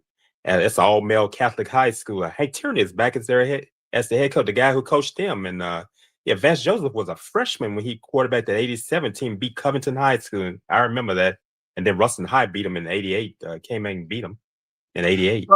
So that's really why I'm looking at it like most of these dudes, majority of the dudes played in the NFL. They play on some sort of professional level. Yeah. Some sort of professional level. Or even semi-pro. Even in, it don't have to be in the NFL. It could be in an arena. It could be in in the Canadian Football CFL. League. CFL is not a joke. Yeah, CFL ain't a joke. I'm gonna be honest. Yeah, that's where Warren Moon came from. Warren Moon came from CFL. Yes. I remember Clint Dozell who was the head. He was a quarterback with back in the day in the Arena Football League with the Dallas when we had our arena football team. I remember that. I forgot the name of that team. It was the Dallas Desperados. The Desperados. Did Joe Alvazano coach that team? Yes, he did. Joe Alvazano, the special teams coach of the Cowboys, and they won those championships. Yeah, it was Joe Alvazano. May he rest in peace. Yeah, he was the head coach of that. But that man was in the Arena Football League, and he turned around and went and coached his alma mater at East Texas State. Well, Texas A&M Commerce. Yeah. I mean, you had somebody that came from Canada, head coach at Canada, in James Cozy. The man won the national championship. He won a national. Him and Terrell Buckley won a national championship at Florida State. Yeah. With Charlie Ward, with Coach Ward, Charlie Ward the FAMU basketball coach as starting I think quarterback at Florida State. I think Buckley had left, and having Cozy and I remember Derek Brooks was Warwick Derek Dunn, Brooks and I was came on out of that. high school same year. Derek Brooks was on that team. Warren Sapp was Warwick on that Dunn was a team. freshman. Yeah, Warwick Dunn was on that team. yeah. Sapp was at Miami, and No, and I mean, I'm thinking, yeah, Warren Sapp was in Miami, but Sapp was at Miami. He and Ray Lewis uh, were at Miami, and during that time, uh, so Ray and I came out the same year. Donnie Abraham. Yeah, you're talking about Clifton Abraham With the out Abraham. of Carter. Out of Carter. Yeah, I'm tripping. I say Donnie. Donnie No, went to that's Syracuse. okay, brother. That's okay. Yeah, Clifton Abraham. Yeah, Clifton Abraham went to played at Florida State out of Carter. But I He's think on that Clifton national left championship already. team. Clifton left before. I But was I'm thinking, just saying, I'm just saying though, it's just I'm putting stuff in perspective. yeah, Charlie Ward was there. Yeah, Yeah, I'm just putting yeah. stuff. Ward Dunn was a freshman. He was a freshman on that national championship team because he and Ward were roommates. Yeah, Texas Southern has a winning record in the West. Texas Southern finished the season 6-6. They finished they finished 6-6 overall, 5-3 in conference play. They have a winning record. First winning record in 25 years. By an all-pro coach. Yeah, Cozy. I remember Cozy when he played at Florida State. Man, he may bring because Cozy's a year older than I am. Because like I said, Warren Dunn. I came out of high school same year in '93. He came out of Catholic high school in Baton Rouge. That's an all male Catholic school in Baton Rouge. That's where Warwick Dunn came from. Yeah, man, you bring back memories, Doc. I'm just saying, and I'm Yeah. just putting in the perspective about they said they didn't interview for the job. Like, you gotta interview, man. I cannot Oh hire yeah, you if you don't interview for this job. I yeah. can't. You have to interview. That goes with anything. I had to And interview job. Yeah, I'm in now. Yeah. so that's the reason why I said that. Not celebrity coaches. Marshall Falk was he was on NFL Network until he got into his legal issues. But Yeah, he had some problems there. I mean, he had some issues. I mean, a lot of folks had issues. Hell, you Oh can go get Michael Irvin. Yeah, the first thing yeah. they gonna bring up with Michael Irvin, and he became a head football coach somewhere, was the fact that he was a dopehead. Yeah, and man, that's when all this stuff happened after the Cowboys won that last championship. And I remember all this stuff started coming about. Like it was a good number of them started coming up all of a sudden with Irvin. And then it came to others as well. It was just something during that time. Yeah, man. They will. They go and dig up stuff like that. Yeah, they'll dig Yeah. it up. So yeah, I don't. And you know what? It's always seemed like when they want to be a head coach, they end up having to come to the HBCUs to get a head coaching job. It's just not even an HBCU. I think it's just Yeah. the level, just the FCS level or Division Yeah. 2. Yeah. Because their alma mater is not going to hire him. Yeah. Bro, I know what Michael Irvin had his own teammate. He was a cokehead. Man, Michael Irvin was a character, man. He loved the women. Oh man. Michael Irvin ain't no saint. His wife is, his wife has Alzheimer's. Has Alzheimer's. He was talking about that. Yeah. Yeah, she had to be a great, but Michael was a character. He had to put up with he all. even talked about himself. Sandy had to put up with a lot of stuff. Oh yeah, he was something. I watched him back at the University of Miami. Sandy had to put up with a lot of stuff in Dallas. Yeah, I can only imagine. Like Nate Newton's wife had to put up with a lot of stuff. Nate Newton. Yeah, he got busted here in Louisiana, down in Lafayette. Yeah, I remember 20 years ago. Yeah, on I-10, on Interstate 10. Yeah, busted with drugs.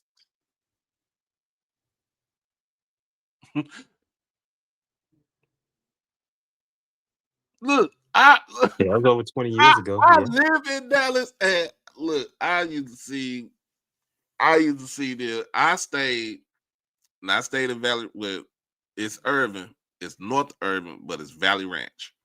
Now I stayed in Valley Ranch. My brother used to I live in remember Irving. where the White House, the infamous White House is. It's in Valley Ranch. But I'm just saying, like with Dion kept himself in the spotlight. He wanted to be in the spotlight. He could not turn off. He couldn't he didn't turn off want prime time and just be Dion. He had to be prime time because he came here he had an image to uphold.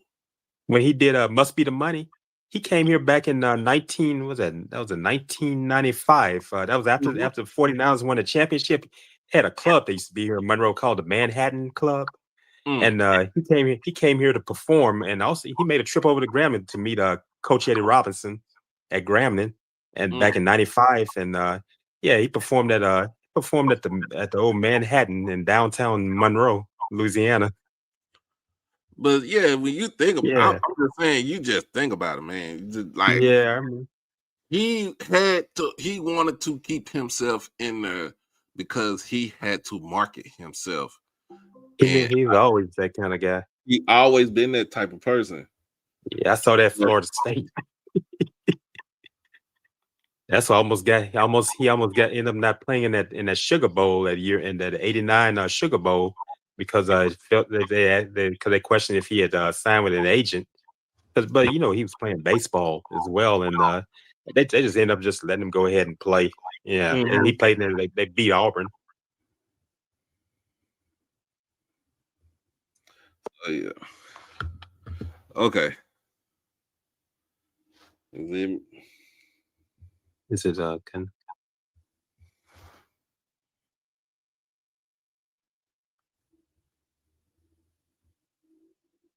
but your guys gave him an opportunity to coach. Yeah, we gave him an opportunity to coach. Gave him an opportunity to coach. Yeah, he had to come that route because Florida State and Arkansas said, I said no, they didn't fool with it. That's why he went to Talladega to get his degree. Yeah, yes, he had to go to HBCU route. Yeah. All right. Can we hear you, Mr. Ford?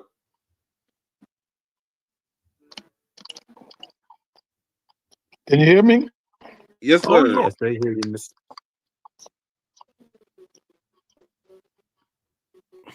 You still have issues? Yeah. You still going in there a little bit, but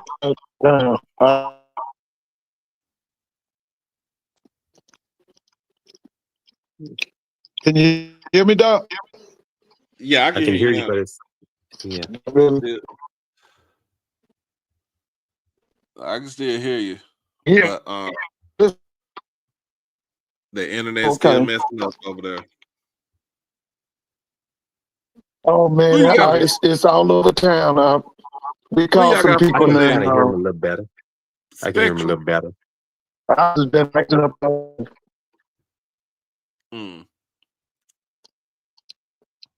Let's see. Said any noise on false OC and DC? No, not yet. But see, if you're gonna, so here's the thing, you're gonna be a head coach. If you want to be a head coach, you're gonna have a list of folks that you want to have on your staff. Already automatic. Let me see what they have here. I'm listening. I'm trying to see what's in the comments over here. Oh yes, I've seen the jerseys. They on the Adidas website. It's all black. It's a Grambling on the front and gold and on the shoulder is the red tiger stripes. Red tiger stripes. That came from Ralph Waldo Emerson Jones. He said they put the red into this color scheme because they say they hottest. What he said they fire hot. That's why I put the red in. That's where they came from. Oh yeah, they're gonna be clean on Saturday.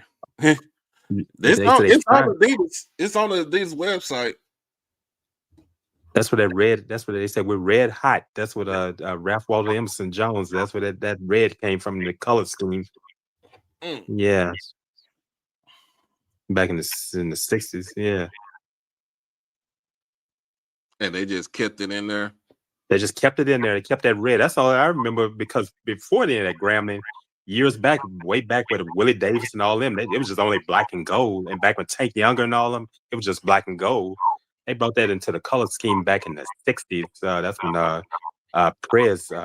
President Ralph Waldo Emerson Jones, they call it Prez. He brought that red in. He said, because he said Grambling is what he said. They're red hot. That's what they kept it in the color scheme all these years. Mm. Yeah. Doug Williams had taken it out at one time when he became coach before, and make it just black and gold. But I think what happened, I think his cousin, when Melvin Spears took it, he put that red back in the color scheme, and Graham just kept Wait a that minute. red in. Melvin Spears is Doug Williams' cousin. Yeah, they're cousins. Yeah, they from down wow. there. They're cousins, first cousins. Yeah, they're first cousins. Oh, okay. So yeah, they're from down. Doug is from Zachary, and Melvin Spears is from Clinton, Louisiana. Mm. They all down in that close to Baton Rouge. Yeah, they all family. Mm. Clinton, Louisiana. Oh, same place Corey Bradford from. Yeah, that's East Feliciana Parish. That's what Melvin Spears is from, and Doug is from Zachary, Louisiana, right outside of Baton Rouge. That's where Dawson Odoms lived while he was coaching at Southern. It's right there, right up under Southern. Baker and all those places. They all not far from there. Mm. Outside of there.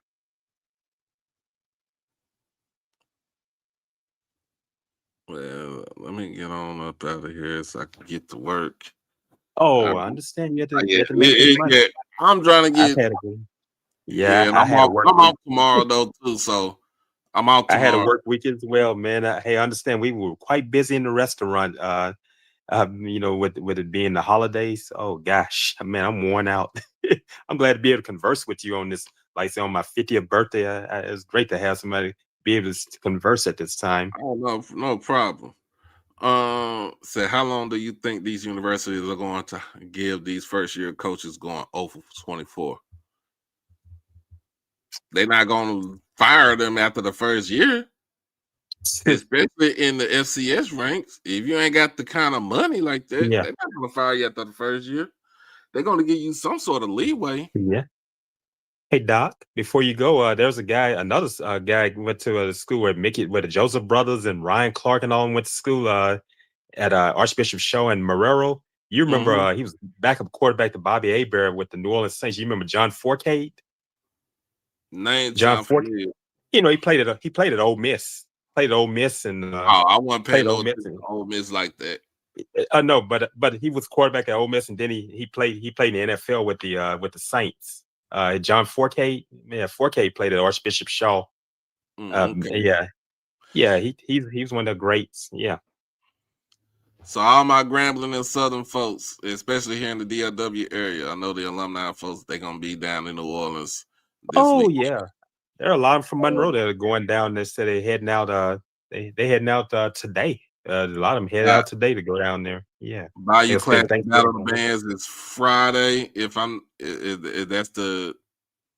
it's on Friday night, and then the game is Saturday afternoon. And man, make sure y'all be careful down there and be safe. Yes, be safe and have fun. But just anybody that's traveling tonight or today, they travel today or they traveling tomorrow, man, just make sure y'all be safe, y'all destination, and if you're gonna drink responsibly, and have you a backup plan if you are too inebriated to get behind the wheel. Call you a Lyft or Uber. Oh, that's what I call Lyft Uber. Yeah, it comes in handy.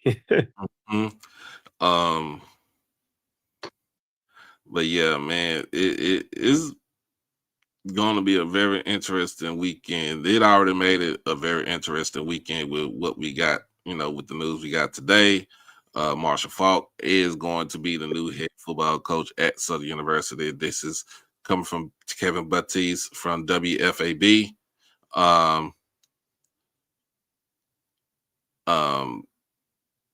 I think this was already in play, and people already said they knew about it, but some people just don't know about it. They want to be intrigued. they want to be wild and surprised, like, oh, for real, they got Marshall Faulk. Marshall Faulk is the head new football coach. Now I can see my uncle talking. I can see my uncle talking with me now because he's like, oh, Marshall Faulk. Yeah, Marshall Faulk, new head coach. But that's another question that needs answers. Do Fred McNair put any kind of effort into coaching this game? I think he puts the effort into it. It's all about the players. Are the players putting themselves into this?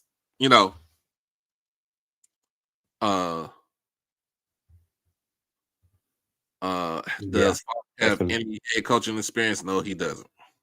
No, he doesn't. He is a position coach over at Colorado. That's who gave him the job. That's where he ended up getting into coaching right there at Colorado. Dion brought him on his staff. But just like he did Warren Sapp, because no one was fooling Warren Sapp. Dion brought all these guys on. Bro, hit me up, man. You talking about you drove from yesterday at 9 a.m. from Florida, Southwest Florida, and you got to Texas 10 this morning. Oh man, that's some driving. Whoa. He up in Crandall outside. It's outside of Dallas. Did he make any stops anywhere? He said he slept. He drove solo too. Ooh, I can't do it. Yeah.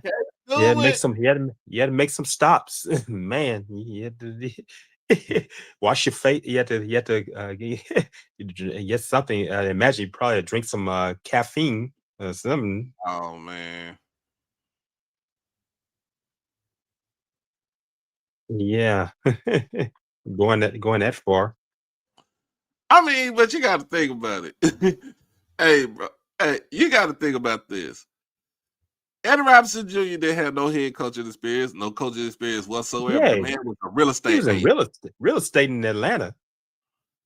He was a real estate guy. Yeah, he's living in Atlanta in real estate. So he was doing well in. Dion didn't have no head coaching experience other than in high school. High school, he was an office coordinator. Some at the school. Yeah, he was an offensive coordinator. Yeah, no, he didn't have any head coaching experience. Chris Dishman didn't have no head coaching experience. I know he had that. He had that. Eddie George surely didn't have no head coaching experience, and he took over Tennessee State.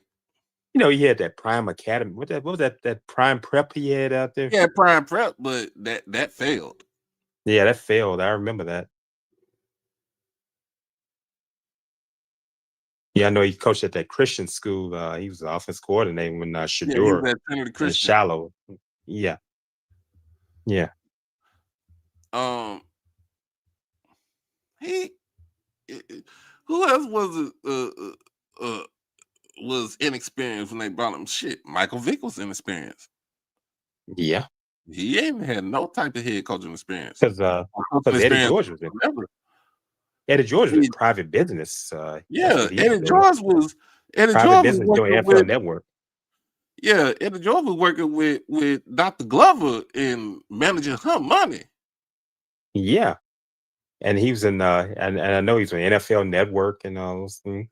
That's what he was doing. I mean, Deshaun Jackson was an offensive coordinator at the high school level back in Long Beach. In Long Beach. Because did he go to Long Beach Poly, the same school as Snoop Dogg and all that? Yeah, he went to Poly. Yeah.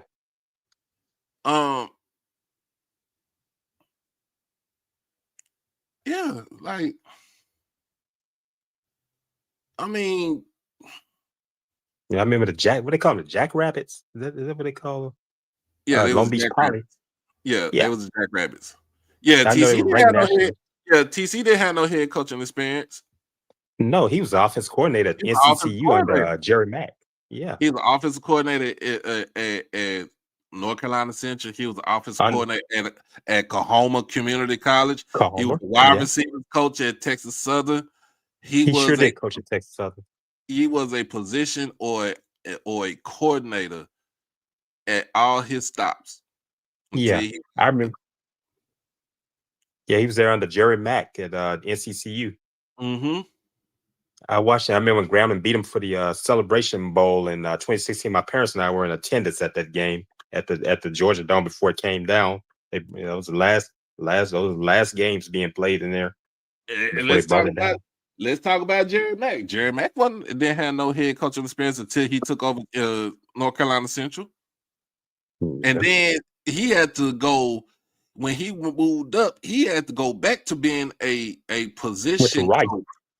Went to Yeah, Rice and then with the Tennessee. Rice, it was a position coach, and then he went to the NFL with the Jaguars, NFL. and then he turned around and went to Kennesaw State. Yeah, he was at University of Tennessee as well as an assistant. Yeah, he was at Tennessee as the running backs coach. Yeah. Like he's at Texas Southern. TC was at Texas Southern. He was at Coahoma. I remember he was at Texas Southern. He was at Central. He I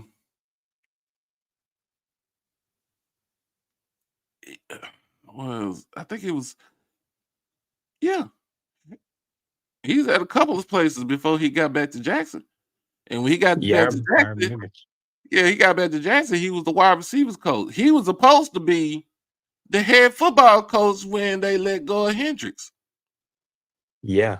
And Hendrick and see what happened. TC and Otis Ridley were on John Hendrick's staff. They were on John Hendrick's staff, and they were the only two that was left when Dion brought his crew. Yeah, they were the only ones left because what did they make Otis Ridley? They make him football. He was over football operations or something. He was over football operations, and he was and that was it. And that was TC it. And then was a wide receiver. He was TC was wide offensive coordinator, and then the offensive coordinator. And then Dion demoted him, and it had turned to some craziness there. He brought Brett Bartoloni in, and I remember, He brought Brett Bartoloni in because he wanted to inflate Shador's stats. That's what it was all about, and I remember and then when Bartoloni ended up at Colorado, and made wide receivers coach at Colorado. I know he didn't become the coordinator. He got that guy from Kent State. What's his name? Lewis. Sean Lewis. Yeah. And Lewis ended up leaving. He ended up going to San Diego State. As a head football coach. And Darren Hagan ended up going with him. Hagan ended up going with the football operations at. So Hagan went with him because Hagan was the only one that was left on the staff. Bill Belichick and Chip Kelly were position coaches. Well, Chip Kelly just got fired, so it doesn't even matter to me. Chip Kelly. Oh, Chip Kelly. Oh, Chip Kelly. You talking about Chip Kelly got fired? Yeah, he got fired from the Raiders. Oh, yeah. Oh, yeah. Yeah, he sure. Yeah. Brian Kelly was a position coach before he became. Before he got his first head coaching job, not at Grand Valley, but it was somewhere else.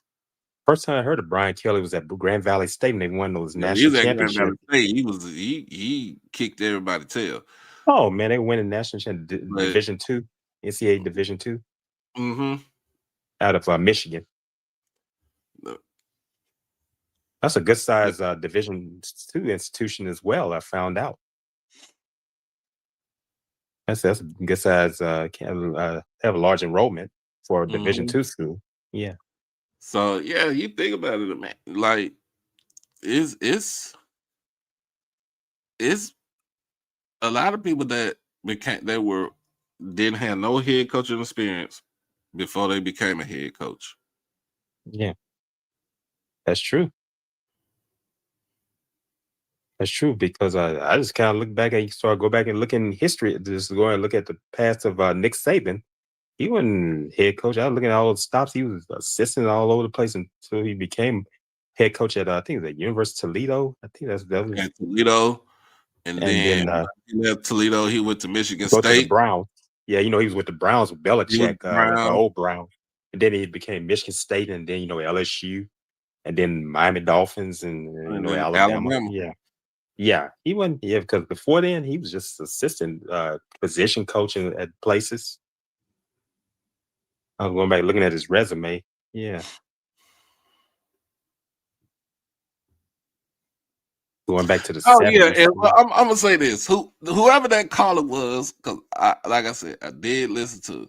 I was working, and I was just trying to find something to listen to at work when I'm working, and I did listen to Scotty and then where he was talking, and basically somebody came on there talking about uh diluting the head I coach heard that guy, man. That with was with a white coach. I'm like, dude, it don't matter to me. And it didn't make any sense I to me. understood when I listened to it. Like I said, I listened to it and I understood where the crash out that Scotty had, and it Yeah, was warranted. But I said like this: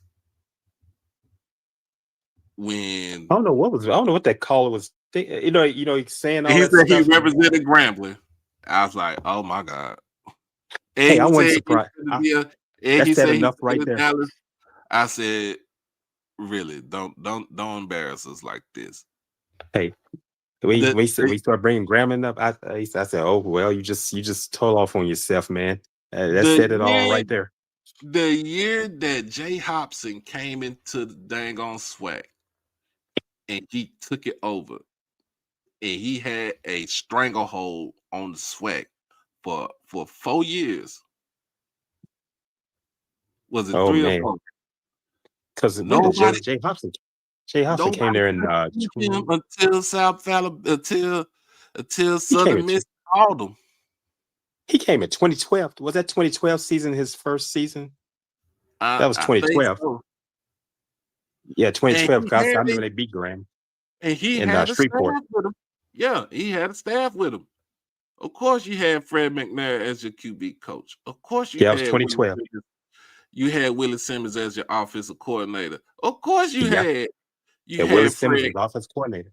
you had Fred Kice on your staff. Fred Kice was on there. The man had a all-star cast at Alcorn. And speaking of And Alcorn, they just let go of one of the yeah, then they coaches. go Coach Fred. Yeah, man. I got a chance to chat with him after the Graham and Alcorn game.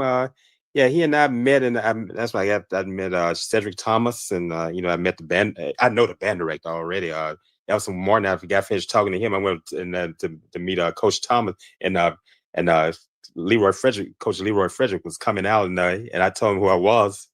And it doesn't. We all the chatting started, and you know what, Coach Thomas, like I tell you, Coach Thomas recognized me from listening to this broadcast, watching this broadcast. When South Carolina State HBCU play, he had seen me on screen. I said, "Man, you don't know who's watching you." Yeah. So Yeah. you think about it like Fred like Jay Hobson had a stranglehold. Let's talk about you talk about this man all the time. Joe, what was his name? Prziski. Joe Przicki. Prziski, yeah. Joe Przicki from Delaware State. That was a guy that He kind of had a little stranglehold on the BX when he was up Joe there. Przicki. Yeah, because he coached John Taylor. What happened? See, Bill Cullick was on his staff, and when what happened? Przicki left Delaware State to take Bill the James Collins Madison was another job. white guy that came And in then and took over. Yeah, Bill Cullick took over the program. It was black, after white coach came, Bill Cullick, black coach. They both were Delaware alumnus, University of Delaware alumnus. Mm-hmm. Yeah, Joe Przicki was that white guy. Yeah, because Nelson Townsend called a lot of flack as the athletic director for hiring Joe Przicki. And but what happened? I think he was turning things around. John Taylor was there, And then what happened? Taylor ended up playing for Perzicki, and then he played for Bill Colick and as well. Colick won 5 MEAC championships, and that's a shame. No one even interviews him. This guy has quite a record. And see, and that's another thing I'm looking at it like. When I listened to that thing last night, I was like, bro, what is you like, man? What is you talking about? Like for real, like he was talking about HBCUs need to have a Rooney Rule in. Like Yeah, he's talking about Rooney Rule. I'm like, hold on. I listened to it. I'm like, hold on. Why aren't you talking about putting in a Rooney Rule in HBCU football? It don't matter who is on the staff to be a head football coach. You got Matt Leone, who is good white guy. Who that's why I hate what happened to Art Browse at Grambling. People that really wanted him, yeah. But having these other people start stepping up to my, Art Browse has this and that. I said, the ones who did the talking, they have a checkered history themselves. The ones that were critical of him, they know who they are. I don't want to call his name, but you know who he is. Yeah. People know him quite well. Yeah. Like, bro, y'all don't understand. Like, you're trying to win. Yeah. And you're now in college football. It ain't about development and all this other stuff anymore. You're trying to win, and you're trying to win. Now it's a plug and play. Plug and play. That's what it is now. I listened to that and I was like, bro, you cannot tell me. And then somebody said something about the facilities. Like, okay. A lot of he said something about Steve Sarkisian when he got to the University of Texas. He told the people in the boosters that they had to put money in to upgrade their facilities. Like, you think about this, Texas Tech. When Joey McGuire became the head football coach at Texas Tech, he went to them folks and said, you have to upgrade. These folks spent almost $250 million to upgrade their football facilities. In the land of Buddy Holly, Lubbock, Texas. Lubbock, Texas. The land of the rock and roller. Yeah. And I watch videos where it be people that take tour of that facility. I've seen that. I love watching those videos, man. Watching those facilities. It's massive. It's big. That's how Texas Rio Grande Valley looked at their facilities, watching those broadcasts. As the FCS program, UTRGV is trying to be up there and they're getting the money back from University of Texas because they are part of the system. They're part of the system, yeah. Like, they are trying for an FCS program in the Valley. They are trying to emulate a lot. They're trying to emulate everything that they see on the FBS level. The same thing you look at it with Prairie View. Prairie View is trying to emulate everything they see on the FBS level. That's the reason why I'm looking at it with Texas Tech. They put all their money in to upgrade and build the facilities, and it looks massive. It looks good. They are trying to be in. These folks want to win a fucking national championship. Yeah, because I look at Texas Tech. Texas Tech was a joke. They had mediocre programs, and thinking back to when Sonny Dykes' father was coaching, it kind of had some decent programs. It was a decent program. Yeah, it was a decent program. Spike Dyke. And then you think about it, SMU did the same thing. They had, of course, it's a private school, so they're gonna get money from private donations and stuff like that. Yeah. They built their football facility on the south end of the stadium, and it's big, it's massive, they are in the business of trying to win. Doesn't matter. That's why I'm like, the FCS need to look at some of these schools in Texas and Georgia. I'm like, Georgia is trying to catch up with Texas. Texas get money. You can build a high school stadium if you pass a school bond, and you could take some of that money and build you a Those stadium. high schools look so great, man, out in Texas, and And hey, do you know? Speaking of SMU, there's a guy from down in New Orleans area. Played at John Curtis Christian School. He played on the team with the Pony Express. Eric Dickinson and Craig Jen. They were teammates. Do you know? Have you ever met Reggie Dupart? I haven't met Reggie Dupart. I remember Reggie Dupart. Yeah, you remember Dupart, man? That was bad back, man. Played at John Curtis Christian School in River Ridge, Louisiana. You know, right up in Kenner Metairie area, man. That Dupart was bad back, I remember Dupart. Yeah, I watched. Oh yeah, watch him. He's still living. Yeah, he and I are Facebook friends. I communicate to him through Facebook, and yeah, I remember Dupart as well. Oh yeah, we watched him play against Grambling in 1983 in Shreveport. Grambling came close to beating them. Grambling lost that game by 5 points at the Independence Stadium. Mm. Yeah, I think after that, I think it got SMU's attention in '83. That tells you a lot. That right there tells you a lot how much at that time we were that close, you know, of being on the same playing field with Division One. We were Division One AA at that time. Yeah, you know, Grambling played against the Pony Express, and that was in 1981 when they played them. Because I know SMU beat them badly, like 50-something to 20-something. But they came back in '83, and in Shreveport, man, Grambling came ready for them. I think they lost. It was like 6. We were at that game that day, that evening in '83. I think that was '83. They were on probation then. And that was before the probation. It was coming up, but they were not on they were on probation in late '80s, in like '80. That was no. This is the first time. This is the first time they got in trouble. I know it's right. Like mid '80s. It was early '80s.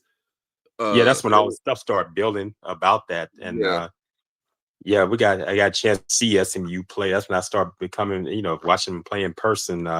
They brought their band, man. I'm gonna give you laughing. Grandma's band putting on a show, and the HBCU shows, and man, SMU's band came out. They had those striped coats on with the ties. Yeah, they like Stanford.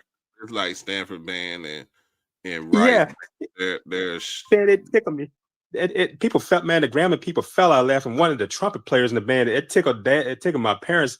One of the trumpet players, they were doing, it was something they were doing on the field. He fell flat on his face on the field in Independence Stadium. Man, those Grambling fans fell out laughing.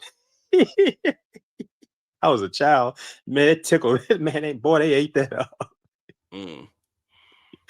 He fell flat on his face. Here, so we get up out of here. I don't know. I'll be on here Friday, but I'll try to be on here Saturday. Everybody, you need to get some rest and get to work. Well, and happy Thanksgiving to everyone. You all. Yeah, save some of that turkey and dressing or whatever. Save all that stuff for me, man. Yeah, I know y'all gonna be eating plenty of it. Yeah, so I think I gotta go get paid. If you're not on any diets, and I know there are people that get on these diets and say they don't eat that, and it's understandable. Yeah, I think I gotta go get paid too. So okay, yeah, man, I'm gonna let you get on off here and get some rest. And I know you have to work, man. Like I said, I've completed a week of work, and just wish you the best. Happy Thanksgiving and a great happy football as well. And be watching some football as well. Watching these rivals finish out the season. SCS playoffs start this weekend. Yeah, Albany and Benedict. Second round. Albany State and Benedict is Saturday, so I might put that game on. Yeah, y'all make sure y'all like, comment, subscribe. Yep, and donate. Let's donate to the cause. I appreciate everybody for joining us, coming on today. I know you'll be watching the Cowboys tomorrow. Cowboys and Lions. It's Thanksgiving teams. We ain't playing the Lions tomorrow. We're playing the Chiefs. I know you're not playing each other, but I'm talking about they're the two Thanksgiving teams. Um, That's why I said it like that. Yeah. Yeah, I know they're not playing each other. Yeah. we got Patty Mahomes. So we're Yeah, gonna send him, I know they're playing the Chiefs. Yeah. we're gonna send him home to White House. So Yeah, I thought the Colts were going to beat the Chiefs. I had predicted the Colts to beat the Chiefs this past Sunday. nope, they said not today. Yeah, the Chiefs find a way to win, man. Even they're down.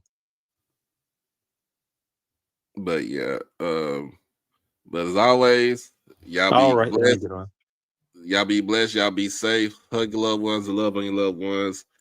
Crash out on your kids. Beat them out the penitentiary. And be careful out there. I don't want to hear Yeah, y'all please talking be about safe. somebody. I ain't got no bail money for your ass.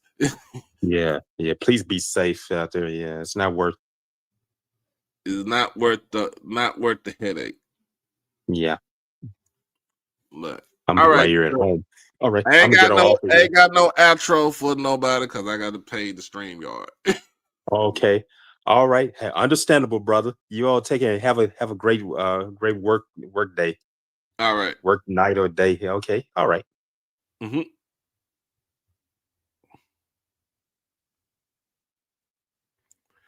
All right. I'm out. I ain't got no outro. I'm just gonna be up out of here. Peace.